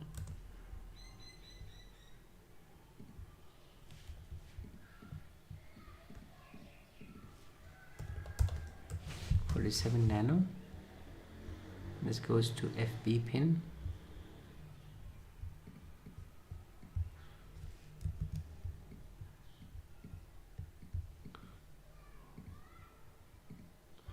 Goes to FB pin, and let's see, 47 nanofarads, and then RFTB is 1k ohm, and this also 1k ohm. So this is what I needed, and 1k ohm should be, let's see,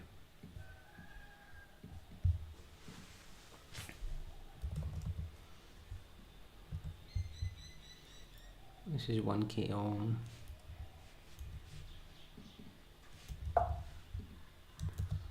And I could have this here.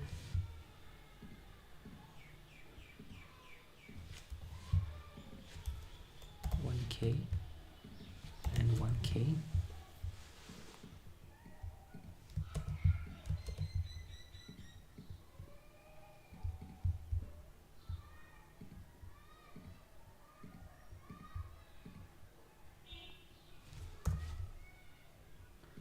Looks good. Let's check again. Yep, that looks good. It's going both to ground, and now we have a C out, which is a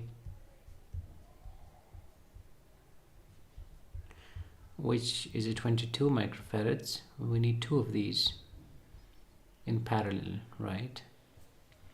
So we need a 22 microfarad here. No, that's a nanofarad, so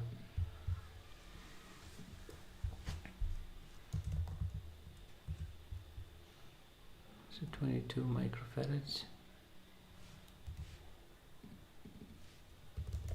22 micro, and bringing that here, I should be able to call this right. Looks good. Then what do I need? I need a 270 milliohm series resistor. It shouldn't go directly to ground. I mean, it's probably setting up some impedance of some sort. So 270 milliohms. I'm not sure if I can find that, but let's see.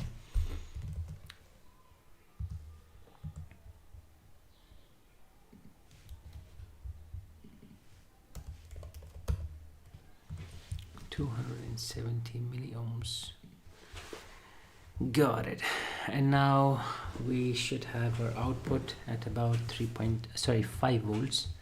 So now let me check it. Is this made for 5 volts? Yes, it is. Let me check. Yes, at 5 volt at 0.5 amperes.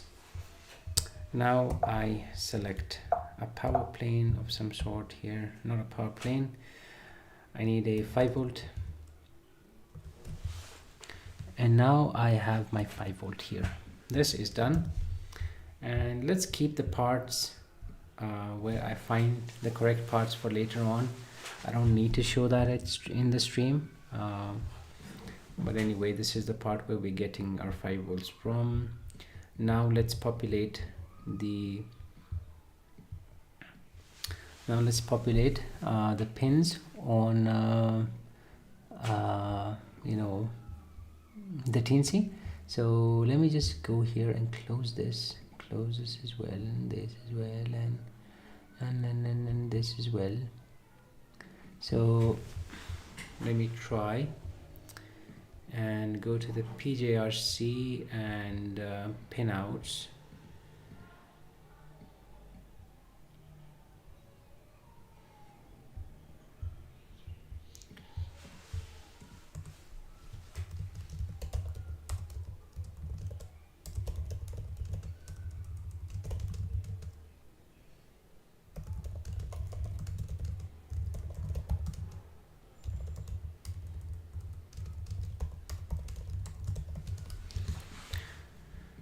Right,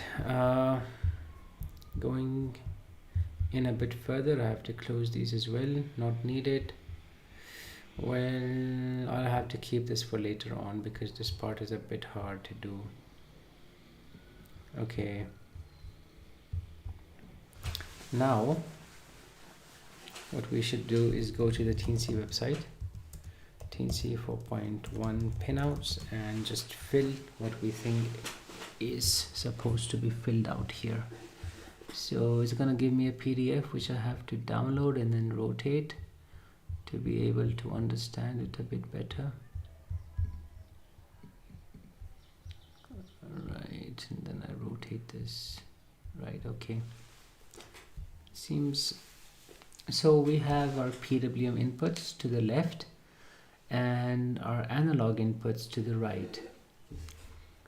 So I'm not sure if the input is going to be analog or the other way around, right? I mean, can the optocoupler generate analog signals? I mean, what are analog? They're just discrete signals played, step by step. So if you have a 0 to 5 volt, you'd have a step of 0.5 volt increment, and then you would somehow understand that to be a sine wave going from 0 volt to 5 volt. So that can be done if you have an output which is changeable, and that can be changed by having the PWM work on it. So if you have some PWM work done on that, switching it should then produce some sort of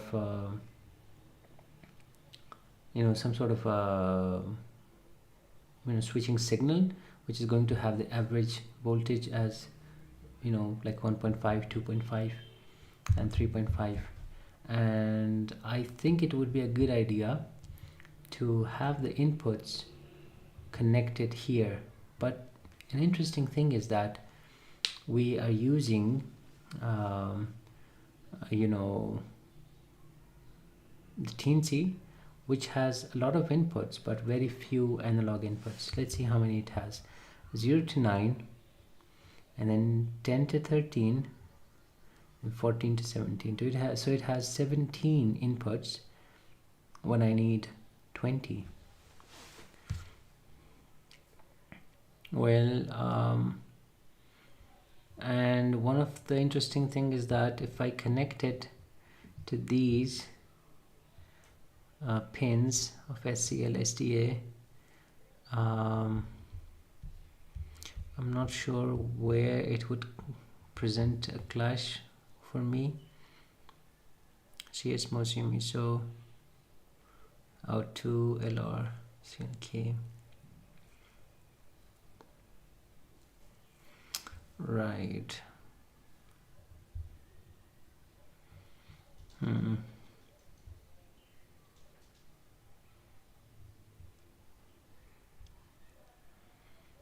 Right. For now, let's just name these pins so that I can attach things to it later and not have to go back and forth. So I'll start with the left side, name it ground, and then go down there, and then 3.3 volt 24. Right. Now I have to start with 0 and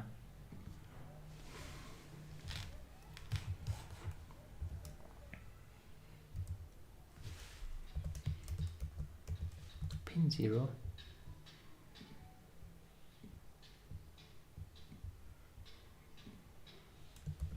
pin 1,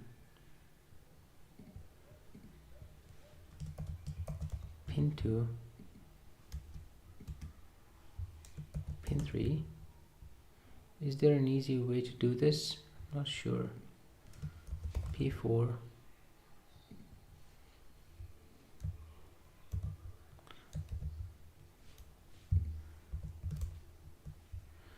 let's see, P5,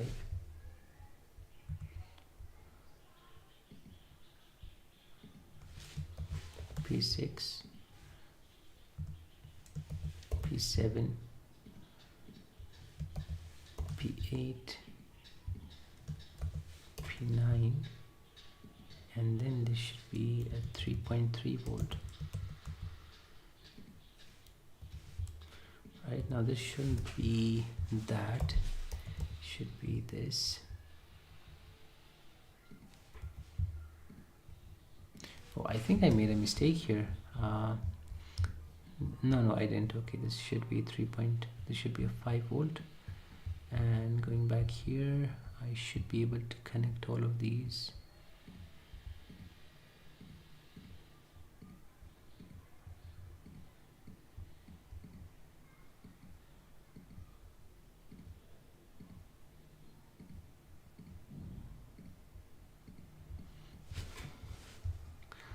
Right, now I just need to copy these.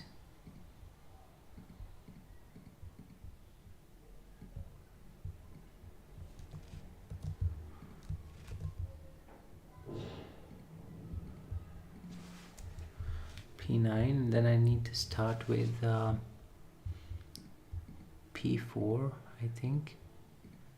Yes, has to be 24, right? At pin 12 it should be 12. Oh no, I have to go till 12, not 9. So 9, 10, 11, 12.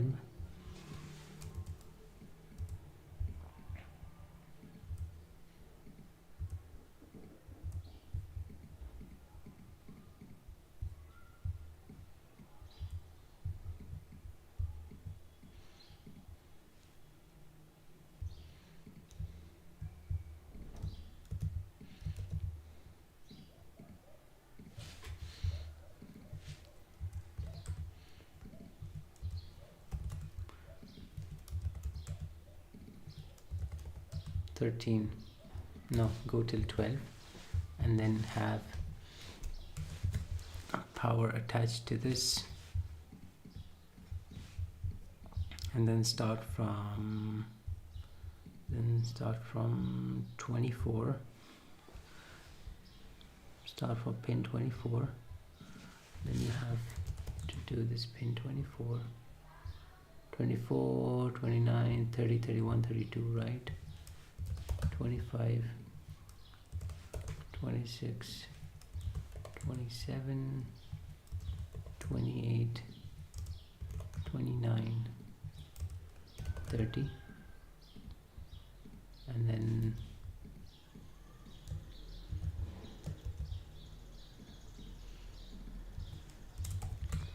31, 32, Right, okay, that seems good enough. The pins are lining up good, and then I have to start with this. This is V in, so I have to make this 5 volt, and then ground, and 3.3. Right, so I have to make this 5 volts, 5 volts, and then ground. No, this should be the ground.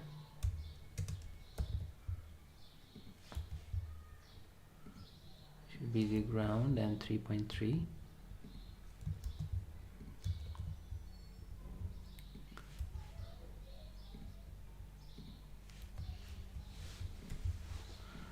Okay, 3.3, and then E9, sorry, from E9 to E0. Now I'll just have to take these and have this right here.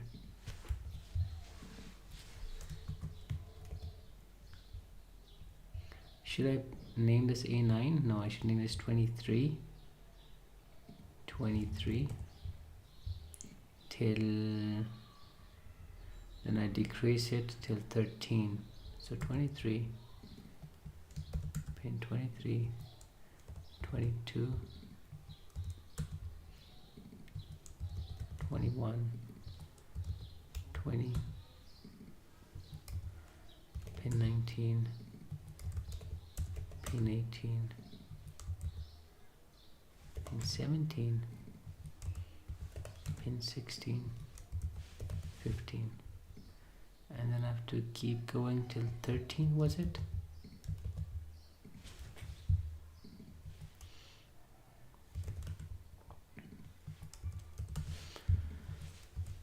I think it was 14, was it? 13, right, and then there is ground. I'm getting tired now.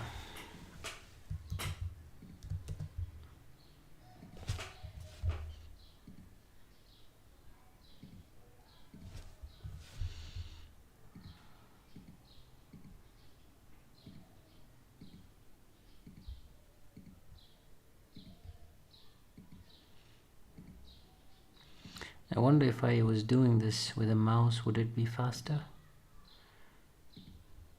Not sure.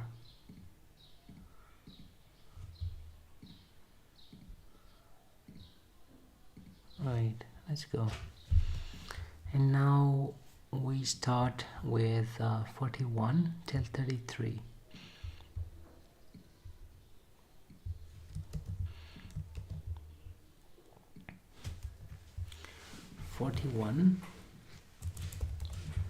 Till 33. So